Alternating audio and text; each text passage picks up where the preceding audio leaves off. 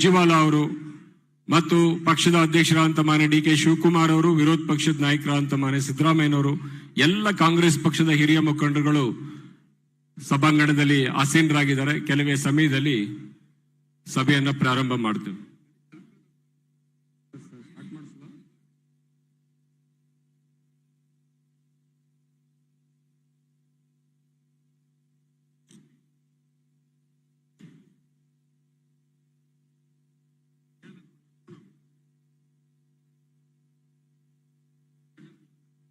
ದಯವಿಟ್ಟು ಫೋಟೋಗ್ರಾಫರ್ಸ್ ಹಿಂದ್ಗಡೆ ಹೋಗ್ಬೇಕು.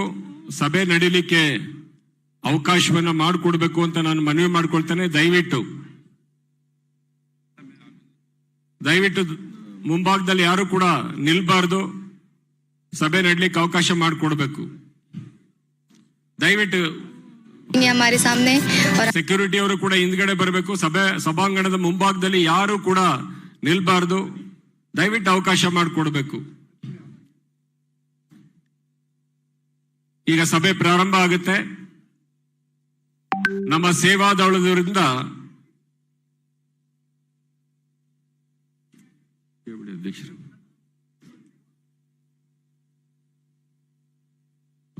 ರಾಮಚಂದ್ರ ಕೇಳ್ಬಿಡಿ, ಅಧ್ಯಕ್ಷರು ಸ್ಟಾರ್ಟ್ ಮಾಡುವ. ಅಧ್ಯಕ್ಷರನ್ನ ಕೇಳ್ಬಿಡಿ, ಸ್ಟಾರ್ಟ್ ಮಾಡಿ. ದಯವಿಟ್ಟು ಬಲಭಾಗದಲ್ಲಿ ಎಡಭಾಗದಲ್ಲಿ ಯಾರು ಕೂಡ ನಿಲ್ಬಾರ್ದು. ಸಭೆ ಪ್ರಾರಂಭ ಮಾಡ್ತೇವೆ. ಪ್ರಾರಂಭಿಕವಾಗಿ ಕರ್ನಾಟಕ ಪ್ರದೇಶ ಸೇವಾದಳ ಸಮಿತಿಯಿಂದ ಒಂದೇ ಮಾತರಂ ಗೀತೆಯನ್ನ ಹಾಡ್ತಾರೆ. ದಯವಿಟ್ಟು ತಾವೆಲ್ಲರೂ ಕೂಡ ಎದ್ದು ನಿಲ್ಬೇಕು ಅಂತ ಹೇಳಿ ನಾನು ಮನವಿ ಮಾಡ್ಕೊಳ್ತೇನೆ.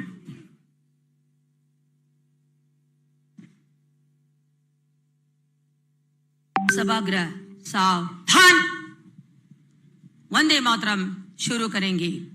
वंदे मातरम, वंदे मातरम, सुजलाम सुफलाम मलयज शीतलाम सस्य श्यामलाम मातरम, वंदे मातरम, शुभ्र ज्योत्स्ना पुलकितयामिनी,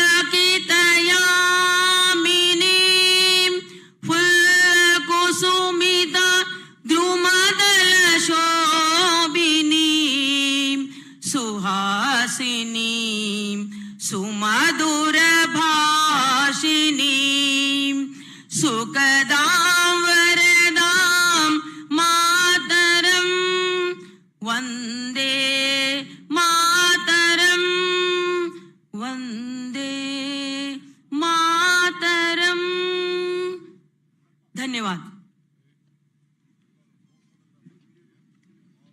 ಪಕ್ಷದ ಸಂಘಟನೆಯ ಹಿತದೃಷ್ಟಿಯಿಂದ, ಪಕ್ಷವನ್ನ ಬಲವರ್ಧನೆ ಹಿತದೃಷ್ಟಿಯಿಂದ ಕರ್ನಾಟಕ ಪ್ರದೇಶ ಕಾಂಗ್ರೆಸ್ ಸಮಿತಿಯಿಂದ ಈ ಸಭೆಯನ್ನ ಆಯೋಜಿಸಲಾಗಿದೆ. ಈಗ ಸ್ವಾಗತ ಭಾಷಣ ಕರ್ನಾಟಕ ಪ್ರದೇಶ ಕಾಂಗ್ರೆಸ್ ಸಮಿತಿಯ ಕಾರ್ಯಾಧ್ಯಕ್ಷರಾದಂತ ಮಾನ್ಯ ಸಲೀಂ ಅಹಮದ್ ಅವರಿಂದ.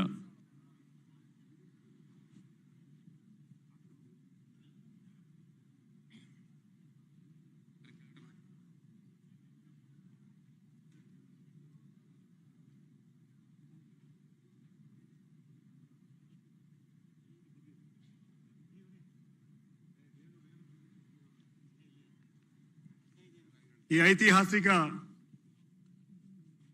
ಕಾರ್ಯಕ್ರಮದಲ್ಲಿ ನಮ್ಮನ್ನು ಉದ್ದೇಶಿಸಿ ಸಂದೇಶ ಕೊಡಲು ಬಂದಂತಹ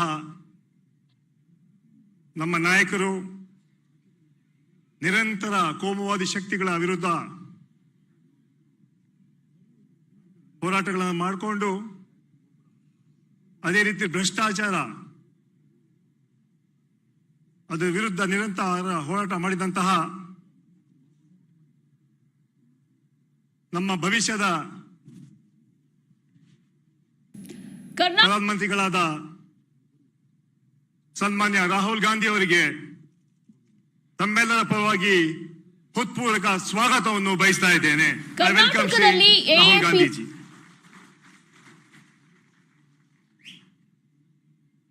Miss H.K. Patil ji will going to garlands. Karnataka ಪ್ರದೇಶ ಕಾಂಗ್ರೆಸ್ ಸಮಿತಿಯ ಅಧ್ಯಕ್ಷರು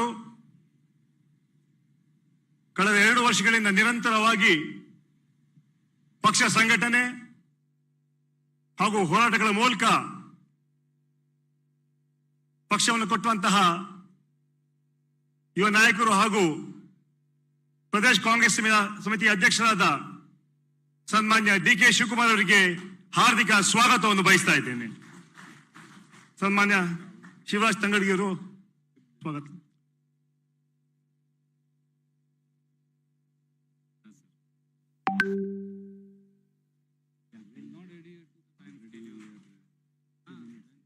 ರಾಷ್ಟ್ರ ನಾಯಕರು,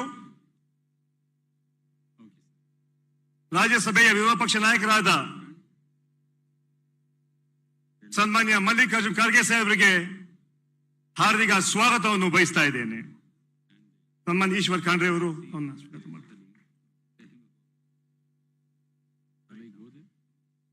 ಅಖಿಲ ಭಾರತ ಕಾಂಗ್ರೆಸ್ ಕಮಿಟಿಯ ಪ್ರಧಾನ ಕಾರ್ಯದರ್ಶಿಗಳು ಹಾಗೂ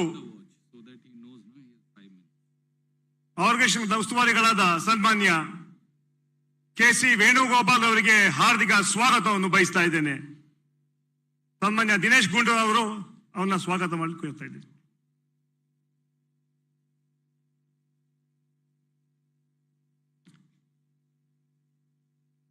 ಮಾಜಿ ಮುಖ್ಯಮಂತ್ರಿಗಳು, ಸಿಎಲ್ಪಿ ನಾಯಕರು ಹಾಗೂ ಕೆಪಿಸಿಸಿ ಜೊತೆ ನಿರಂತರವಾಗಿ ಈ ಹೋರಾಟಗಳಲ್ಲಿ ಭಾಗಿಯಾದಂತಹ ಸನ್ಮಾನ್ಯ ಸಿದ್ದರಾಮಯ್ಯ ಸಾಹೇಬರಿಗೆ ಹಾರ್ದಿಕ ಸ್ವಾಗತವನ್ನು ಬಯಸ್ತಾ ಇದ್ದೇನೆ. ಸನ್ಮಾನ್ಯ ರಾಮಲಿಂಗಾರೆಡ್ಡಿಯವರು, ಅಖಿಲ ಭಾರತ ಕಾಂಗ್ರೆಸ್ ಕಮಿಟಿಯ ಜನರಲ್ ಸೆಕ್ರೆಟರಿಗಳು, ಕರ್ನಾಟಕದ ಉಸ್ತುವಾರಿಗಳು ಹಾಗೂ ನಿರಂತರವಾಗಿ ರಾಜ್ಯದಲ್ಲಿ ಪಕ್ಷ ಸಂಘಟನೆ ಬಗ್ಗೆ ಚಿಂತನೆ ಮಾಡಿದಂತಹ ಸನ್ಮಾನ್ಯ ರಣದೀಪ್ ಸಿಂಗ್ ಸುರ್ಜಾ ಅವರಿಗೆ ಹಾರ್ದಿಕ ಸ್ವಾಗತವನ್ನು ಬಯಸ್ತಾ ಇದ್ದೇನೆ. ಸತೀಶ್ ಜಾರಕಿಹೊಳಿ ಸ್ವಾಗತ ಮಾಡ್ತಾರೆ. ವಿಧಾನ ಪರಿಷತ್ತಿನ ವಿರೋಧ ಪಕ್ಷ ನಾಯಕರಾದ ಸನ್ಮಾನ್ಯ ಬಿ.ಕೆ. ಹರಿಪ್ರಸಾದ್ ಅವರಿಗೆ ಸ್ವಾಗತವನ್ನು ಬಯಸ್ತಾ ಇದ್ದೇನೆ. ಅದೇ ರೀತಿ ಹಿರಿಯ ಮುಖಂಡರು, ಮಾಜಿ ಕೇಂದ್ರ ಮಂತ್ರಿಗಳು, ಹಿರಿಯಾದ ಸನ್ಮಾನ್ಯ ರಹಮಾನ್ ಖಾನ್ ಅವರಿಗೆ, ಸನ್ಮಾನ್ಯ ವೀರಪ್ಪ ಮೊಯ್ಲಿ ಅವರಿಗೆ, ಶ್ರೀಮತಿ ಮಾರ್ಗರೆಟ್ ಆಳ್ವಾಯ್ ಅವರಿಗೆ, ಸನ್ಮಾನ್ಯ ಸುದರ್ಶನ್ ನಾಜೀಪ್ ಅವರಿಗೆ ಹಾರ್ದಿಕ ಸ್ವಾಗತವನ್ನು ಬಯಸ್ತಾ ಇದ್ದೇನೆ. ಮಾಜಿ ಕೆಪಿಸಿಸಿ ಅಧ್ಯಕ್ಷರು, ಮಾಜಿ ಉಪ ಮುಖ್ಯಮಂತ್ರಿಯಾದ ಸನ್ಮಾನ್ಯ ಡಾಕ್ಟರ್ ಜಿ ಪರಮೇಶ್ವರಿಗೆ ಸ್ವಾಗತವನ್ನು ಬಯಸ್ತಾ ಇದ್ದೇನೆ.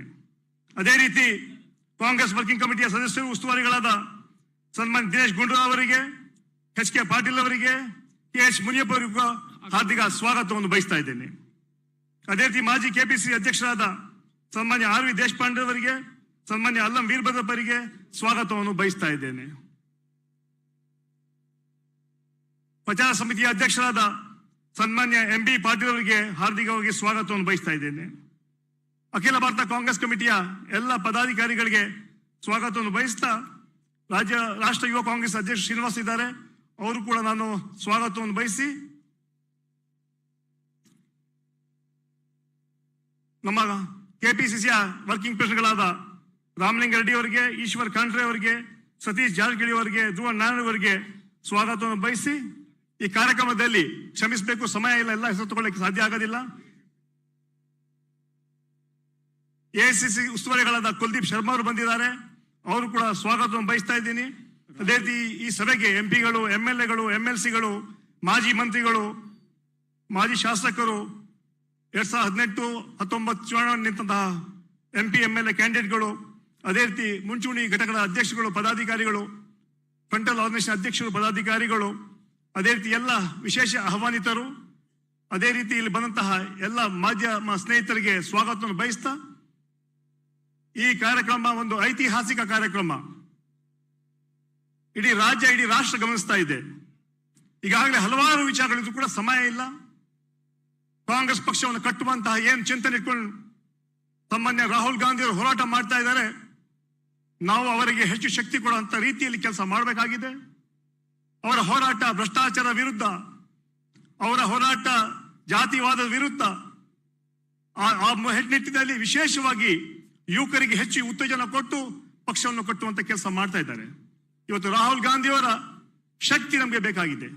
ಅವರ ಯಾವ ರೀತಿಯಲ್ಲಿ ದಿವಂಗತ ರಾಜೀವ್ ಗಾಂಧಿಯವರು ಯುವಕರಿಗೆ ಅವಕಾಶಗಳು ಕೊಡ್ತಾ ಇದ್ರು, ಅದೇ ರೀತಿ ಸನ್ಮಾನ್ಯ ರಾಹುಲ್ ಗಾಂಧಿಯವರು ಕೂಡ ಯುವಕರಿಗೆ ಅತ್ಯಂತ ಹೆಚ್ಚಿನ ರೀತಿಯಲ್ಲಿ ಯುವಕರಿಗೆ ಅವಕಾಶಗಳನ್ನ ಕೊಡ್ತಾ ಇರೋ ಅಂತ ಮಾತನ್ನು ಹೇಳಬೇಕಾಗ್ತದೆ.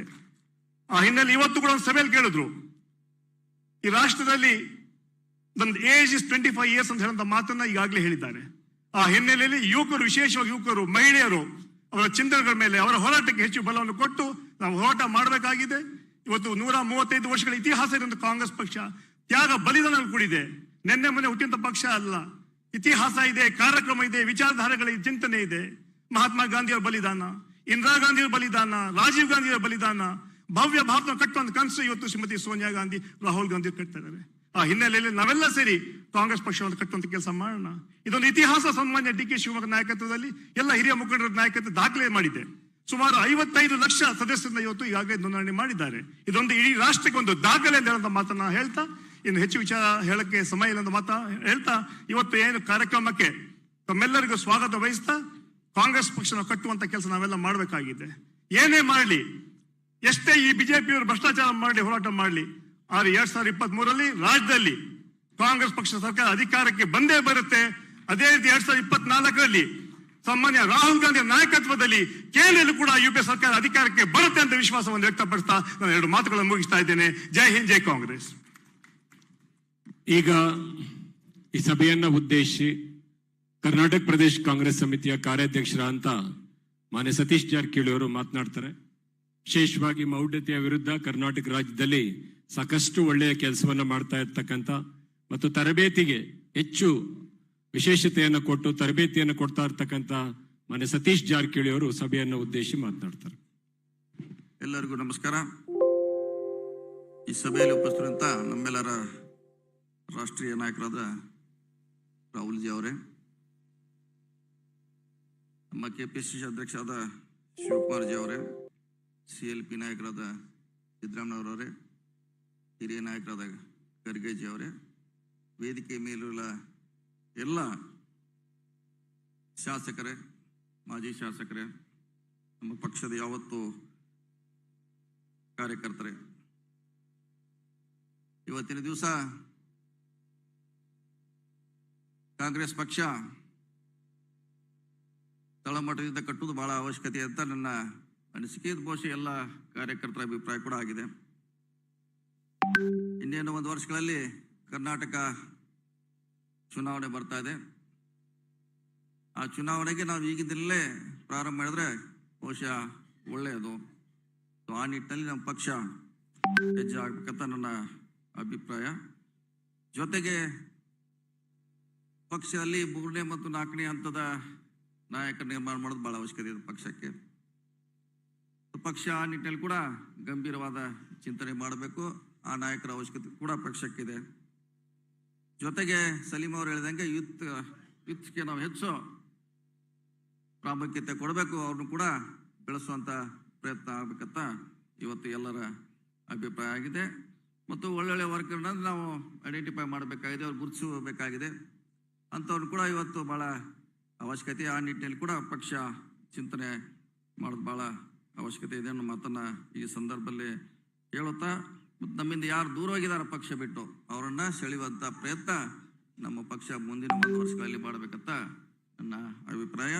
ಜೊತೆಗೆ ಸೇವಾದಳದಲ್ಲಿ ತರಬೇತಿಯನ್ನ ಕಡ್ಡಾಯಗೊಳಿಸಲಿಕ್ಕೆ AICC ಮತ್ತು KPCC ಪ್ರಯತ್ನ ಮಾಡಬೇಕು. ಯಾಕೆ ನಮ್ಗೆ ಟ್ರೈನಿಂಗ್ ಇಲ್ಲದೆ, ಒಂದು ಕೇಂದ್ರ ಬೇಸ ಇಲ್ಲದೆ ನಾವು ಬಹುಶಃ ಇವತ್ತಿನ ಸನ್ನಿವೇಶದಲ್ಲಿ ರಾಜಕೀಯ ಮಾಡೋದು ಬಹಳ ಕಷ್ಟ ಆಗಿದೆ. ಆ ನಿಟ್ಟಿನಲ್ಲಿ ಅಧ್ಯಕ್ಷರು ಪ್ರತಿಯೊಬ್ಬರಿಗೆ ಕಡ್ಡಾಯವಾಗಿ, ಅವ್ರು ಎಷ್ಟೇ ದೊಡ್ಡವರಿದ್ರು ಕೂಡ ಕಡ್ಡಾಯವಾಗಿ ಸೇವಾದಳದಲ್ಲೇ ಅವರು ಟ್ರೈನಿಂಗ್ ತಗೊಳ್ಳೇಬೇಕು. ಅಂಥವ್ರಿಗೆ ಮಾತ್ರ ಪಕ್ಷ ಪ್ರಾಮುಖ್ಯತೆ ಕೊಡಬೇಕನ್ನೋ ಮಾತನ್ನ ಹೇಳ್ತಾ, ಇನ್ನು ಹಲವಾರು ವಿಚಾರಗಳಿದ್ರು ಕೂಡ ನಂತರ ಅವಕಾಶ ಸಿಕ್ಕಾಗ ನಾವು ಮಾತಾಡ್ದಂತ ಹೇಳುತ್ತಾ ಎಲ್ಲರಿಗೂ ನಮಸ್ಕಾರ, ವಂದಿಸ್ತೀನಿ. ಈಗ ಸಮಾರಂಭದ ಉದ್ಘಾಟನೆ ನಮ್ಮೆಲ್ಲರ ನೆಚ್ಚಿನ ನಾಯಕರಂತ ಮಾನ್ಯ ಶ್ರೀ ರಾಹುಲ್ ಗಾಂಧೀಜಿ ಅವರು ಮತ್ತು ವೇದಿಕೆ ಮುಂಭಾಗದಲ್ಲಿ ಇರ್ತಕ್ಕಂಥ ಎಲ್ಲ ಹಿರಿಯ ನಾಯಕರು ಮೇಲೆ ಬಂದು ಉದ್ಘಾಟನಾ ಸಮಾರಂಭವನ್ನು ನೆರವೇರಿಸಿಕೊಡ್ಬೇಕು. ನಾನು ದಯವಿಟ್ಟು ಎಲ್ಲರಲ್ಲೂ ಕೂಡ ಮನವಿ ಮಾಡ್ತೇನೆ. ಜ್ಯೋತಿಯನ್ನ ಬೆಳಗುವುದರ ಮೂಲಕ ಸಭೆಯನ್ನ ಉದ್ಘಾಟನೆ ಮಾಡಬೇಕು ಅಂತ ಹೇಳಿ ನಾನು ಮನವಿ ಮಾಡ್ಕೊಳ್ತೇನೆ.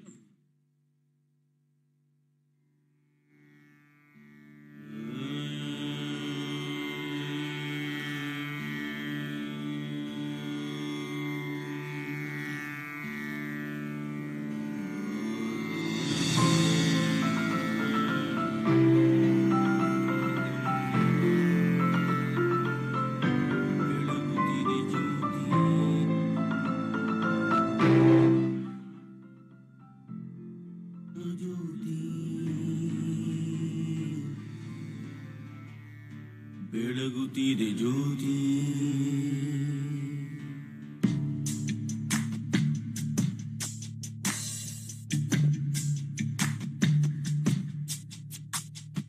ಬೆಳಗುತ್ತಿದೆ ಜ್ಯೋತಿ, ಕಾಂಗ್ರೆಸ್ನ ಜ್ಯೋತಿ, ಬೆಳಗುತ್ತಿದೆ ಜ್ಯೋತಿ,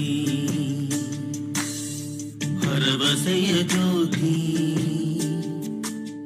ಚೇತನ ತುಂಬುವ ಜ್ಯೋತಿ, ನವಚೇತನವ ತುಂಬುವ ಜ್ಯೋತಿ, ಬೆಳಗುತ್ತಿದೆ ಕಾಂಗ್ರೆಸ್ನ ಜ್ಯೋತಿ, ಸಮತೆಯ ಸಾರುವ ಜ್ಯೋತಿ.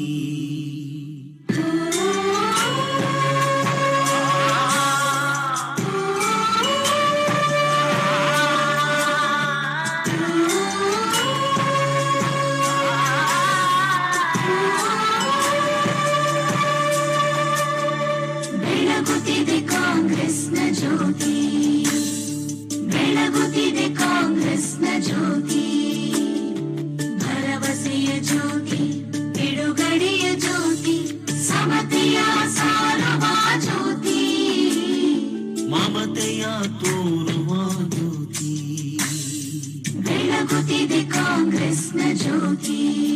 ಕವರಿದ ಎದೆಯಲ್ಲಿ ಜೀವಗಳೇ ಮರುಕಳಿಸಲಿ, ಮೌಢ್ಯವ ಅಳಿಸುವ, ವಿಜ್ಞಾನವ ಬೆಳೆಸುವ, ಜಾತಿ ಮತಗಳ ಅಳಿಸುವ, ಮಾನವತೆ ಮೆರೆಸುವ,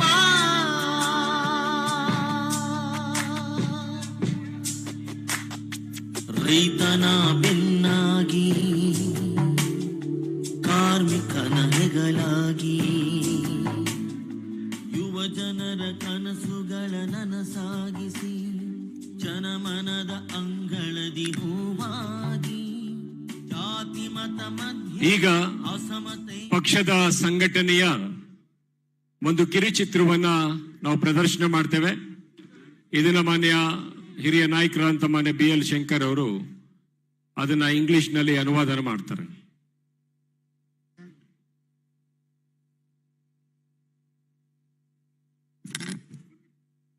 ಎಲ್ರಿಗೂ ನಮಸ್ಕಾರ.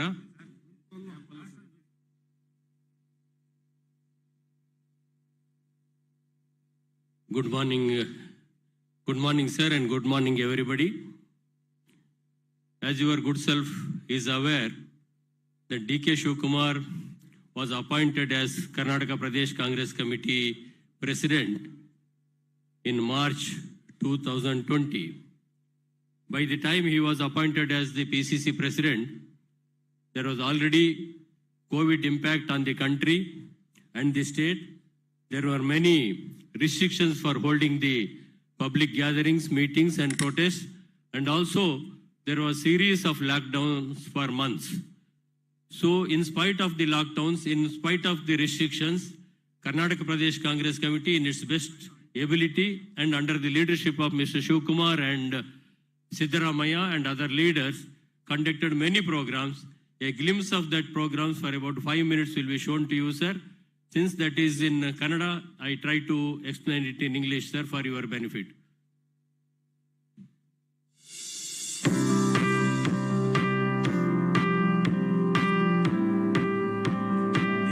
This is Mr. Shivkumar taking over as the KPCC president.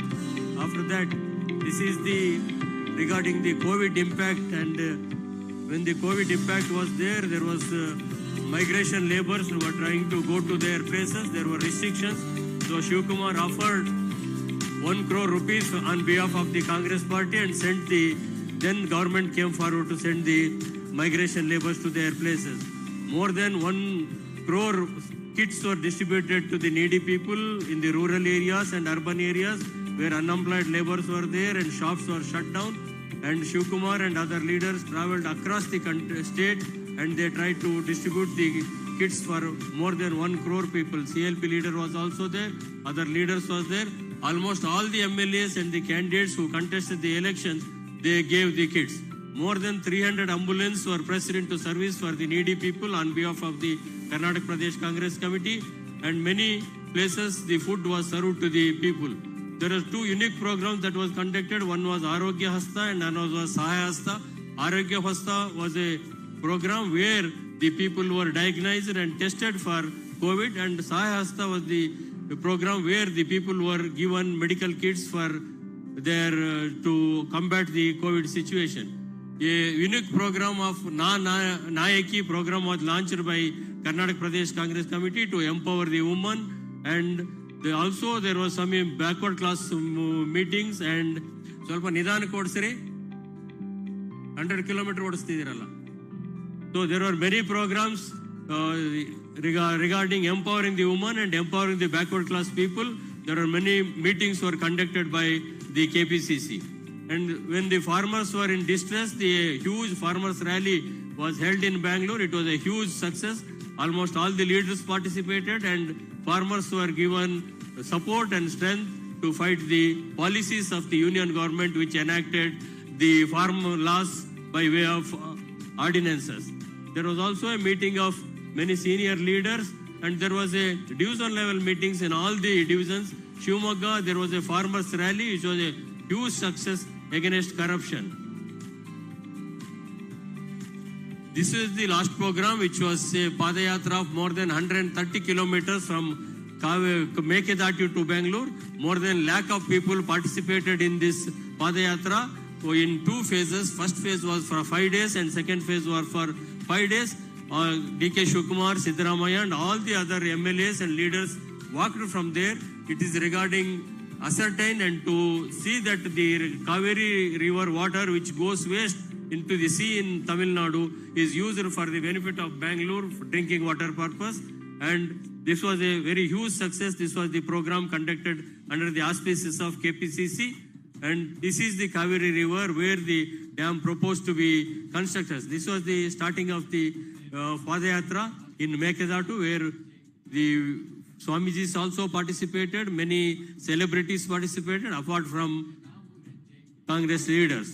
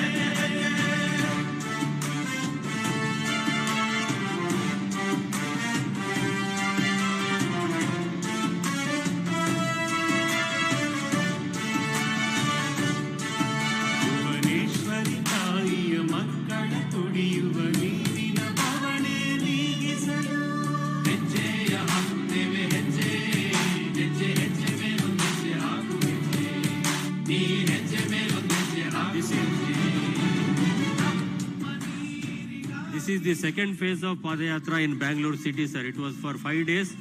It covered more than 12 assembly segments in Bangalore.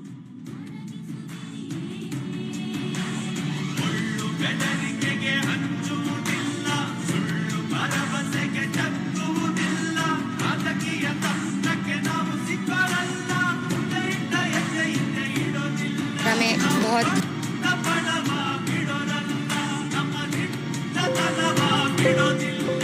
This is the public rally conclusion of the Padayatra in Bangalore's National College ground.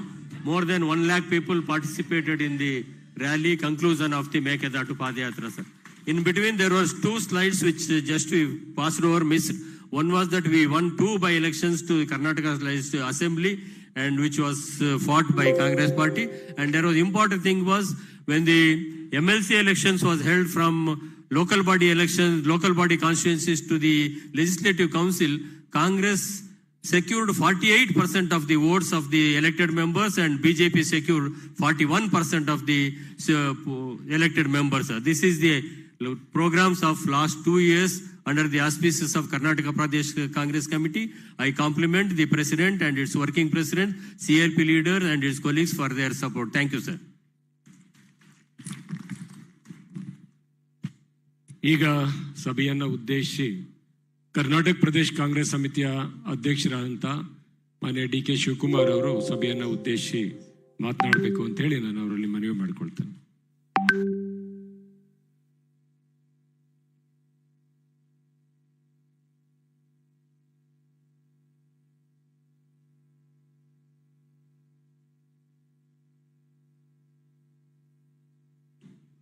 Good afternoon to all of you.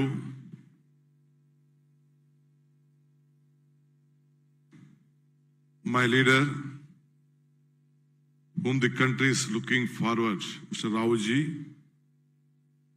Karge Saab, Sidramaya Saab, Venugopal Saab, Surjiwala Saab, Moili Saab, Hari Prasad, the working committee members, Mr. H.K. Patil, Mr. Gundu Rao, M.B. Patil, Maritalaji, Deshpande, Rahman Kanji, Muniappaji, and all my working presidents and all the senior leaders who have come here. I thank my leader, that Swamiji has rendered. Sonia Gandhi, now I humbly request Rahul Gandhi and Priyanka Honorable Gandhi Shri Amit Shah Ji, for who is a appointing very me dynamic as the Congress and a president great visionary of this Karnataka, country, to kindly giving light the immense lamp strength by lighting the lamp to inaugurate of Karnataka Guru Vandana, Congress which is the 115th birthday So I think celebration the of confidence Puja whatever Dr. Shri Shri Shivkumar Congress Swamiji. party has imposed when Mr. Venugopal ji was the in-charge General Secretary. I think whatever we have done all these days from the past 2 years, only D.K. Shivkumar could not do anything. It is all of you have joined together, all of you have worked together, we are on the path to progress. Today, Rahulji Saab, I am not sitting alone here. About 500 leaders are sitting here. But 70,000 workers, young workers who went to the streets, houses to enroll 60 lakh members are watching this event. So I would like to welcome all of them. All of you could see us? Hello, nota idira, kai eti namaskara. I think all of them are lifting their hands. They are telling namaskara. All of them are lifting. So all these 70,000 who have been going to the streets, they are all participating in this great event. So I thank ಎಲ್ಲರಿಗೂ ಕೂಡ ನಿಮ್ಗೆಲ್ಲರೂ ಕೂಡ ನಾನು ನಮಸ್ಕಾರ ಹೇಳಲಿಕ್ಕೆ ನಾನು ಬಯಸ್ತಾ ಇದ್ದೇನೆ. 70,000 ಜನ ನೀವು ವಾಚ್ ಮಾಡಿ. Apart from this direct relay is going on our social media sector.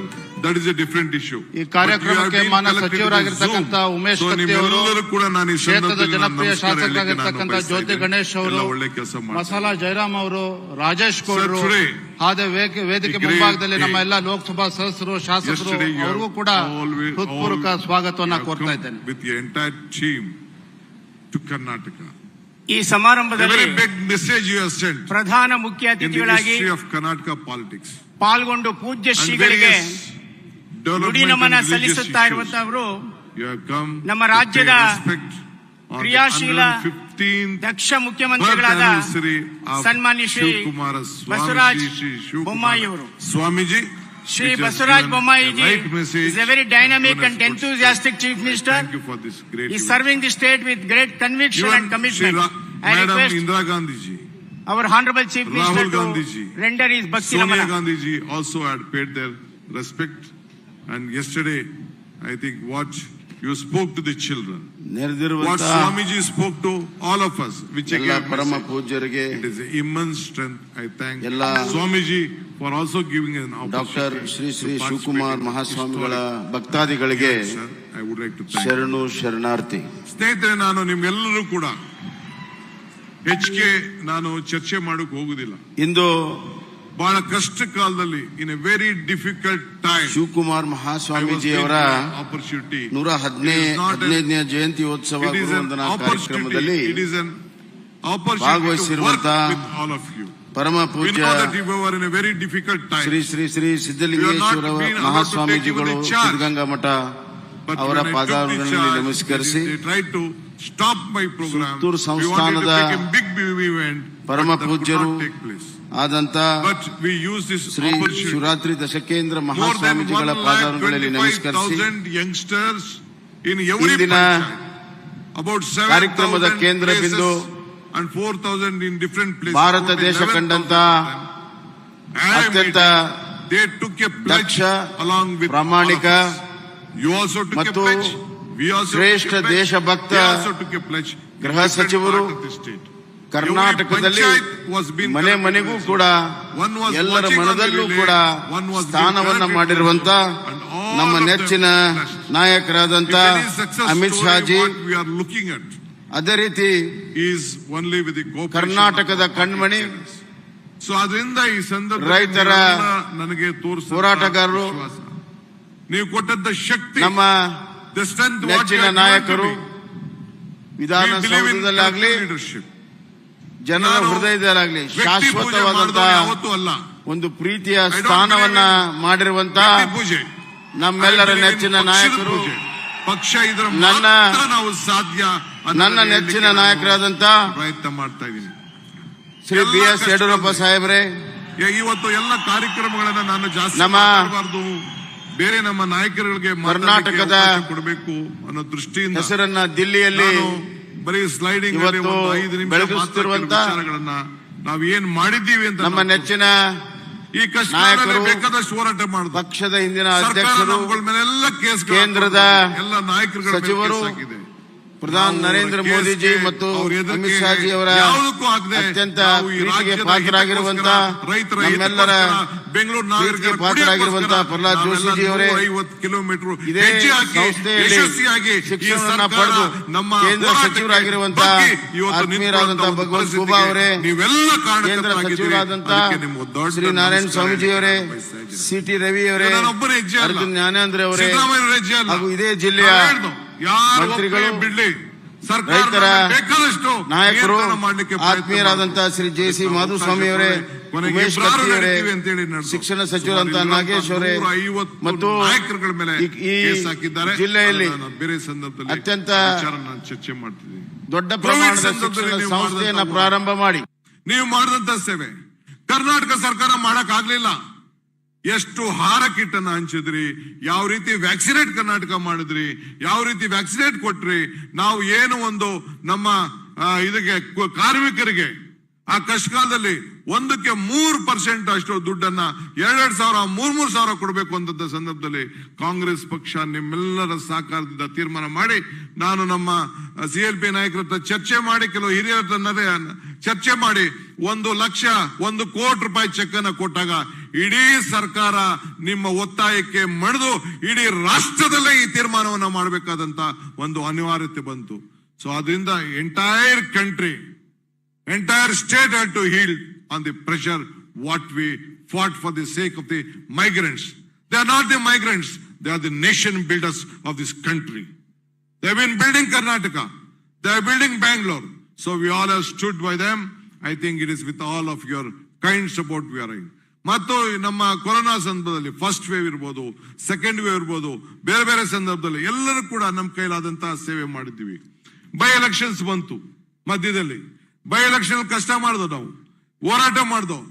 ಬೇರೆ ಬೈ ಎಲೆಕ್ಷನ್ ಹಿಂದೆ ಎಲ್ಲ ನಡೆದಾಗ ನಮ್ಮ ಸರ್ಕಾರಗಳೇ ಇದ್ದಾಗ ನಾವು ಅಪೋಸಿಷನ್ ಪಾರ್ಟಿಯವರು ಗೆಲ್ಲಕ್ ಆಗ್ತಿರ್ಲಿಲ್ಲ. But at the time of the by elections, in all the elections we could win. They could win as one, we could also win. Their number in the local bodies was 11, we could also win 11. But other this one, they feel that the local bodies, urban bodies are there. But we had 55%, BJP had 45%. This is the history which no can't change. But now time has come. Rahul ji, I would like to assure you, you have given me a responsibility. It is my bound duty as a congressman, as a loyal student leader. It is Rajiv ji, when I was a final year degree, who asked me to contest against Devegowda. I know the commitment what he had on the youth of Karnataka. How many leaders here have been built from the student and youth movement? This is what I believe in it. A leader is one to create leaders, not followers. I also believe this is what Rajiv ji said me. So I would like to assure you, I will take everyone together. From the day when I am doing the same thing, I have to deliver. This is not for me, it is for the country. The country has to be open through Karnataka. This is what we would like to do. Whatever you decide, whatever the ACC decides, whatever Madam decides, I am ready to bow my head. My earnest duty with all of you. I want the support of all the youngsters. Today, Rahul ji was having a meeting with all of us. The year 18 to 29, it is 62% of the votes. We have to look at them. My age, I am already 40 years head of that politics. Mr. Kargeji is here since 72, 50 years. Siddaramaiah is little bit 5 years ahead of me. We have to look at the generation gap. What is it with us? We have to inspire with us. First, our party has to come. There are a lot of opportunities, lot of issues. Let us share. Without sharing and caring, it is not possible. I have assured you on the day of my oath taking, when you called me over telephone, when Venugopal ji gave, joining together is the beginning. Working together is the progress. Thinking together is the progress. Working together is the success. I am sure all of us will work together. I am very proud today in the country. I know what membership is. I know after 12 years you are given an opportunity. For the first time there is a digital membership. All of them are watching here. This will be the data. This we have to be connected. In every booth there should be a digital youth. In every booth there should be a small WhatsApp group of 250, which already I have tried in my constituency. In every booth there are 240 members who are there in my constituency. I know what is the system which we have to go. We have to look at the modern age. This meeting itself shows that where we stand. Today we have to be connected to every section of the society. Social justice has to be given. This is a country only where Congress party can be united. Congress party can only make this country be united and progress. Whenever we had an opportunity at all our leaders who have been from the helm of affairs from the national level to state level, they have come out with a secular platform, secular programs, and we have protected. From the past 70 years, whatever we have done to this country is the Congress party which has done. I am sure I don't want to take much anything about BJP and other things. Only thing on behalf of all of you, I will assure you that let us all join together, work together. I have not made any one of you to sleep from past 2 years. I know that you all have cooperated, but our bound duty, we should deliver Karnataka to Sonia Gandhi and Rahul Gandhi. This is our commitment. I don't want to speak much.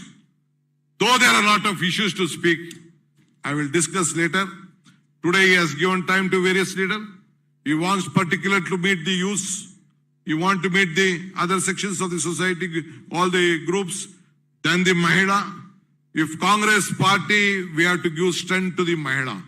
We have 49.7%. This is very much important. And the youth, this should be that. And as far as farmers is concerned, you know, the state government or the central government, they said that they will make the double the income. Nothing could happen. They said about more than 2 crore jobs. Nothing could happen. All of them on the streets. I have given a program to all my youth friends that let us make a survey. They are already on the job. They want a survey of unemployment youth in every assembly segment. A rally has to be conducted. A separate program for women called Nayaki I have given. Cutting across the party, everyone who are the leaders in the villages, all women should be, no men should be there. Only women should join, and we have chalked out a program. And after this, already ACC has instructed, we are going to call every leaders of the districts, every leaders, either in Bangalore or in the respective divisions or in the district. Already my ACC General Secretary has communicated to me that he is going to spend 15 days a month in Karnataka. 15 days a month. He is going to spend in Karnataka. He is going to look at every assembly segment. I am not going to decide the candidate. It is the local leader, the voice of Karnataka, voice of the workers will be the voice of the Congress president. This is what I would like to say. Please, you all have to join together. Let us work. There are other programs. After next month, we are doing a Chintana Mantana. I had finalized on 10th. Yesterday night, myself, CLP, we had a discussion. We will do the Chintana Mantana in the first week. Date has already been finished. But this after Ambedkar and this Babu Jagranji program, we will have this interaction program, all the leaders. The other things our senior leaders is going to communicate to you. I thank you for coming, sir. You have given us strength. I don't want to, yesterday also you visit Punit Rajkumar's house and our Swamiji. It has given a very big message and given strength to the Congress party. I thank all the leaders of this state, my youngsters, young friends and media friends also. They have supported us. They have helped us. They know that without a strong opposition, Karnataka has been one of the most corrupt states of this country. Nowhere in contractor association president, official president where 2 lakh contractors are there. He said that he has written a letter to the Prime Minister of this country. 40% commission is there. Lot of bickering in the BJP. Lot of things. It is our bound duty in every village where I could see that among the 60 lakh voters, 60 lakh members, almost 15% of the members are being enrolled themselves from the various parties to the Congress party. I welcome all of them for the Congress party. They feel that the future lies only with the Congress party, and let us all assure them that we will develop a very good governance and the leadership of Shri Rahul ji and Sonia ji. Thank you, sir. I thank once again to all of you. Namaskar.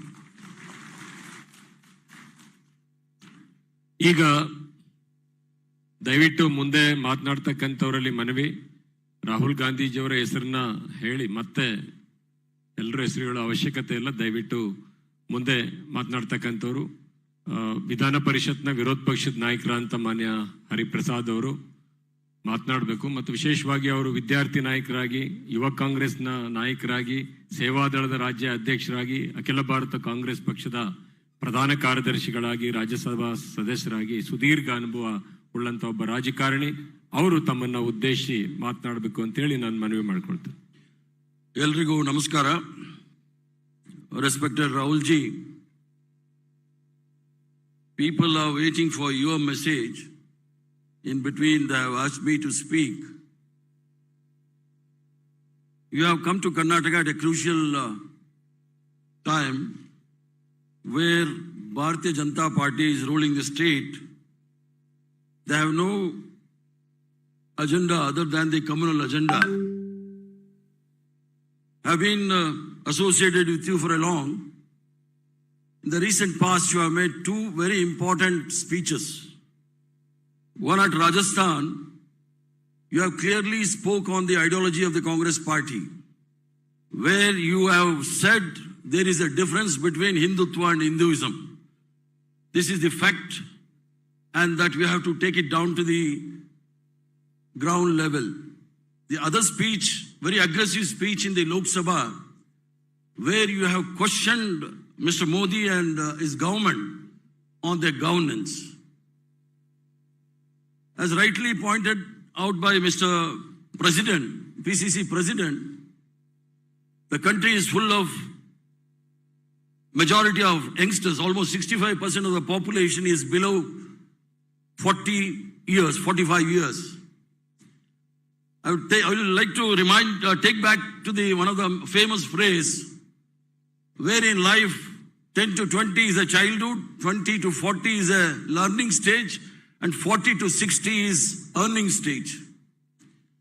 Well, we have to recruit younger elements, because I have come through Sevadal, NSUI, Youth Congress and the INTUC. We have to open up the gates for youngsters. Before they enter the mainstream, they have to be properly guided about the history of the Congress party and a little bit about the ideology of the Congress party. Now, the people who are up against the Congress party, who are bringing the communal agenda in front of us, they were against us even during the freedom struggle. They never participated in any of the freedom movement. Now the same forces are ruling the country and trying to scuttle whatever the achievements, development we had made. When they speak on communal agenda, we will have to speak on our own agenda, where the Congress party has given democracy to this country. The Congress party has given constitution to this country. The Congress party has empowered the weaker section of this country through the constitution. The rights of the people have to be highlighted. A kind of awareness has to be created. Rahulji, I would like to remind you, we had built a training center at Nasu Hardikar's Samadhi in Ghataprabha. It took almost 13 years for me to inaugurate that building, because there was no interest shown from any quarters except Sonia ji and you. You said that you are willing to come to that place. Almost 13 years. Then I got fed up because of COVID. Mr. Shivkumar and Siddaramaiah came and we started our program, but it's officially not inaugurated. And we have been trying to get this subject syllabus for our own youngsters. Unless it is not a police or a military discipline when we train them or have a conference. It is a political discipline where they have to learn at least the freedom history of the freedom struggle, so that they can confront with the RSS and the BJP. BJP is not at all our enemy. Our greatest enemy of this country is RSS, and whoever who is the enemy of this country should be the enemy of the Congress party. To fight RSS, our youngsters should be ideologically equipped. Ideology of the secularism, ideology of Mahatma Gandhi, where Sarva Dharma Samabhav. With these words, I think you are taking a right step. It is for us, people who are in the helm of affairs, to take this down to the stream. So once again, sir, I would like to thank All India Congress Committee, Sonia ji, and your good self for giving me the opportunity to serve as the opposition leader in the council. Whatever the best way we can fight the BJP, we will fight till the death. With this word, I thank you one and all for giving this opportunity. Thank you. Jai Hind. बहुत बहुत शुक्रिया हरिप्रसाद जी। बहुत देर से सब साथी राहुल जी को सुनने के लिए बैठे हैं। मैंने वेणुगोपाल जी से भी प्रार्थना की है कि वेणुगोपाल जी और मैं आपसे हमेशा बात करते रहते हैं, इसलिए अब सीधे मैं प्रार्थना करूंगा आदरणीय एमबी पाटिल जी से कि वो अपनी बात कहेंगे। और मैं ये भी दरख्वास्त करूंगा कि अगर हम सब 5 मिनट में अपनी बात खत्म करेंगे तो राहुल जी लंबे समय तक अपनी बात कह सके।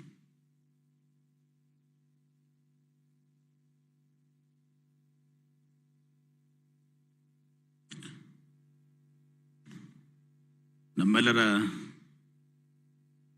ನೆಚ್ಚಿನ ನಾಯಕರು ಈ ದೇಶದ ನಮ್ಮೆಲ್ಲರ ಒಂದು ಆಶಾಕಿರಣವಾದಂಥ ಸನ್ಮಾನ್ಯ ಶ್ರೀ ರಾಹುಲ್ ಗಾಂಧೀಜಿಯವರೇ, ಹಿರಿಯರಾದಂಥ ಮಲ್ಲಿಕಾರ್ಜುನ್ ಖರ್ಗೆ ಸಾಹೇಬ್ರೆ, ಸಿದ್ದರಾಮಯ್ಯ ಸಾಹೇಬ್ರೆ, KPCC ಅಧ್ಯಕ್ಷ ಅಂತ DK ಶಿವಕುಮಾರ್ ಅವರೇ, ವೀರಪ್ಪ ಮೊಯ್ಲಿಜಿಯವರೇ, ಎಲ್ಲ ಹಿರಿಯ ನಾಯಕರೇ ಹಾಗೂ ಸ್ನೇಹಿತರೆ, ನಮ್ಮ ದೇಶಕ್ಕೆ ಸ್ವಾತಂತ್ರ್ಯ ಬಂದು ಇವತ್ತು 75 ವರ್ಷ ಸುವರ್ಣ ಮಹೋತ್ಸವನ ನಾವು ಆಚರಣೆ ಮಾಡ್ತಾ ಇದ್ದೀವಿ. ಕಳೆದ 75 ವರ್ಷದಲ್ಲಿ ಏನು ಸ್ವಾತಂತ್ರ್ಯಕ್ಕೋಸ್ಕರ ನಮ್ಮ ಹಿರಿಯರು ತ್ಯಾಗ ಮತ್ತು ಬಲಿದಾನವನ್ನು ಮಾಡಿದರು. ನಮ್ಮ ಕಾಂಗ್ರೆಸ್ನ ಎಲ್ಲ ನಾಯಕರು, ಪಂಡಿತ್ ಜವಾಹರ್ಲಾಲ್ ನೆಹರು ಹಿಡ್ಕೊಂಡು ಮನಮೋಹನ್ ಸಿಂಗ್ ಅವರಿಗೆ, ಇಂದಿರಾ ಗಾಂಧೀಜಿಯವರು, ರಾಹುಲ್ ಗಾಂಧೀಜಿಯವರು, ನರಸಿಂಹರಾವ್ ಅವರು, ಲಾಲ್ ಬಹದ್ದೂರ್ ಶಾಸ್ತ್ರಿ ಅವರು ಏನು ಸ್ವಾತಂತ್ರ್ಯದ ನಂತರ ಈ ದೇಶವನ್ನ ಕಟ್ಟುವಂತ ಕೆಲಸ ಮಾಡಿದರು. ಇವತ್ತು ಅಣೆಕಟ್ಟುಗಳಿರ್ಬೋದು, ದೊಡ್ಡ ದೊಡ್ಡ ಕಾರ್ಖಾನೆಗಳಿರ್ಬೋದು, ಉದಾಹರಣೆಗಾಗಿ ಇಲ್ಲಿ BEL, HAL, ಇನ್ನು ಅನೇಕ ಈ ರಾಷ್ಟ್ರದಲ್ಲಿ ಇವತ್ತೊಂದು ಸಹ ಉದ್ಯಮಿಗಳನ್ನು ಸ್ಥಾಪನೆ ಮಾಡಿದ್ರು. ಅದ್ರ ಜೊತೆಗೆ ಉನ್ನತ ಶಿಕ್ಷಣ ಸಂಸ್ಥೆಗಳ ಜೊತೆಗೆ ಹಳ್ಳಿಗಳಿಗೂ ಕೂಡ ಇವತ್ತು ಪ್ರಾಥಮಿಕ ಶಿಕ್ಷಣ, ಕುಡಿಯುವ ನೀರು, ನೀರಾವರಿ, ಹೀಗೆ ಅನೇಕ ಕಾರ್ಯಕ್ರಮಗಳನ್ನ, ಅನ್ನ ಮತ್ತು ಆಶ್ರಯ ಕೊಡುವಂತಹ ಕೆಲಸವನ್ನು ಕೂಡ ಇವತ್ತು ಸಹ ಮಾಡಿದ್ದಾರೆ. ಕಳೆದ 70 ವರ್ಷದಲ್ಲಿ ಈ ದೇಶವನ್ನ ಕಟ್ಟುವಂತ ಕೆಲಸ ಇವತ್ತು ಸಹ ನಮ್ಮ ಕಾಂಗ್ರೆಸ್ ಪಕ್ಷ, ನಮ್ಮ ಕಾಂಗ್ರೆಸ್ ಪಕ್ಷದ ಎಲ್ಲ ನಾಯಕರು, ಹಿರಿಯರು ಕೂಡ ಮಾಡಿರುವಂತಹದ್ದು. ಅದು ಪ್ರಧಾನಮಂತ್ರಿಗಳು ಮತ್ತು ರಾಜ್ಯದಲ್ಲಿ ನಮ್ಮೆಲ್ಲ ಮುಖ್ಯಮಂತ್ರಿಗಳು. ಈಗ ಸಂದರ್ಭ ಬಂದಿದೆ, ಈ 75 ವರ್ಷದಲ್ಲಿ ಈ ದೇಶ ಏನು ನಮ್ಮ ಹಿರಿಯರ ಕಟ್ಟಿದಂತ ದೇಶ, ರಾಷ್ಟ್ರಕವಿ ಕುವೆಂಪು ಅವರು ಹೇಳಿದಂಗೆ ಸರ್ವ ಜನಾಂಗದ ಶಾಂತಿಯ ತೋಟವಾಗಿತ್ತು ಈ ದೇಶ ಮತ್ತು ಈ ರಾಜ್ಯ. ಈಗ ಈ ಬಿಜೆಪಿ ಮತ್ತು RSS ನವರು ಈ ಶಾಂತಿಯನ್ನ ಕೆದಕುವ ಮೂಲಕ, ನಮ್ಮ ಸಂವಿಧಾನಕ್ಕೆ ಧಕ್ಕೆ ತರುವಂತ ಕೆಲಸಗಳನ್ನು ಮಾಡುವ ಮೂಲಕ ಇವತ್ತು ಅಪಚಾರವನ್ನು ಇವತ್ತು ಮಾಡ್ತಿರುವಂತಹ ಸಂದರ್ಭದಲ್ಲಿ ಈ ರಾಜ್ಯದಲ್ಲಿ ಕೂಡ ಈ ಕೋಮು ಭಾವನೆಯನ್ನ ಕೆದಕುವ ಮೂಲಕ, ಯಾಕೆ ನಾವು ಕಾಂಗ್ರೆಸ್ ಪಕ್ಷದವರು ಬದುಕನ್ನ ಕಟ್ಟಿರುವಂತಹದ್ದು, ಇವರು ಭಾವನೆಗಳನ್ನ ಕೆರಳುವಂತಹ ಕೆಲಸವನ್ನು ಮಾಡಿ ಇವತ್ತು ಒಂದು ವಾತಾವರಣವನ್ನು ಸೃಷ್ಟಿ ಮಾಡಿದ್ದಾರೆ. ಈ ಸಂದರ್ಭದಲ್ಲಿ ನಾವೆಲ್ಲರೂ ಕೂಡ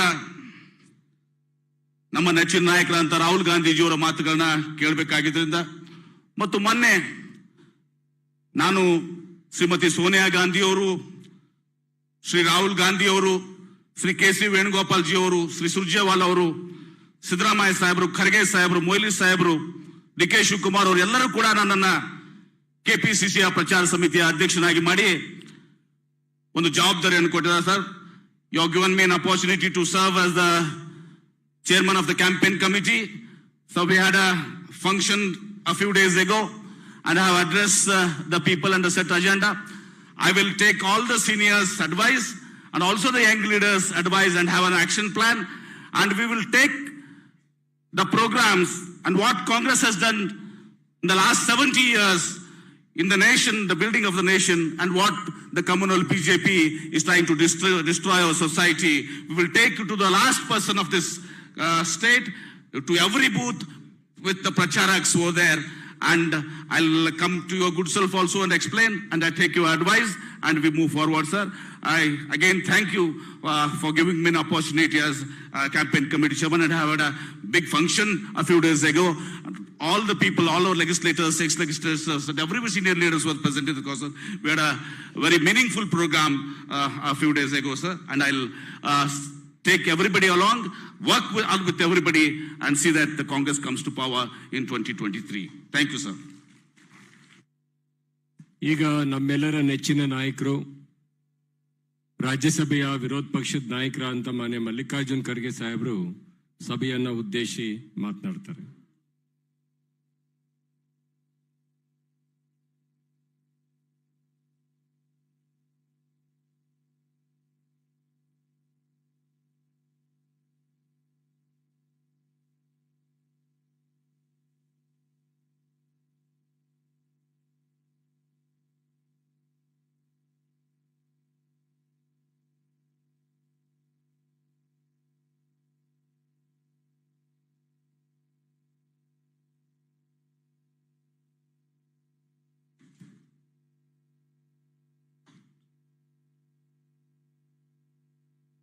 ಇಂದಿನ ಕಾರ್ಯಕರ್ತರನ್ನ ಉದ್ದೇಶಿಸಿ ಮಾತನಾಡಲು ಆಗಮಿಸಿದಂತ ನಮ್ಮೆಲ್ಲರ ಅಚ್ಚುಮೆಚ್ಚಿನ ನಾಯಕರು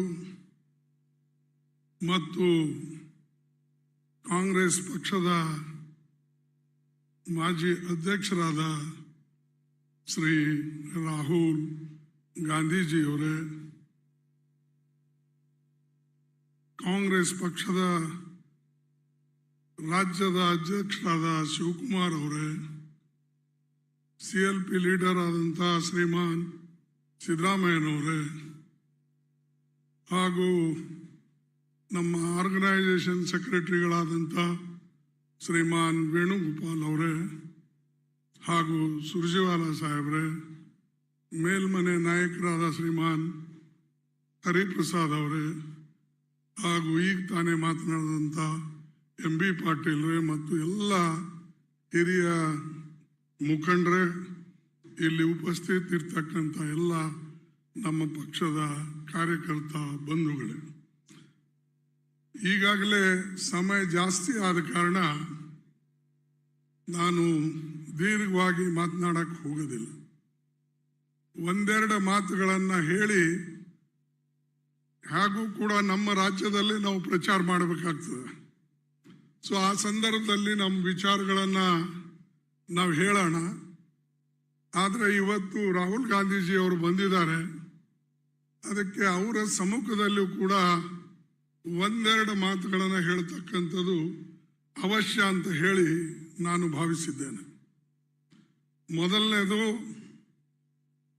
ಯಾವ ಜನ ನಿಮ್ಮ ಹಿಂದೆ ನಿಂತು ನಿಮ್ಮನ್ನ ಶಕ್ತಿ ತುಂಬಿ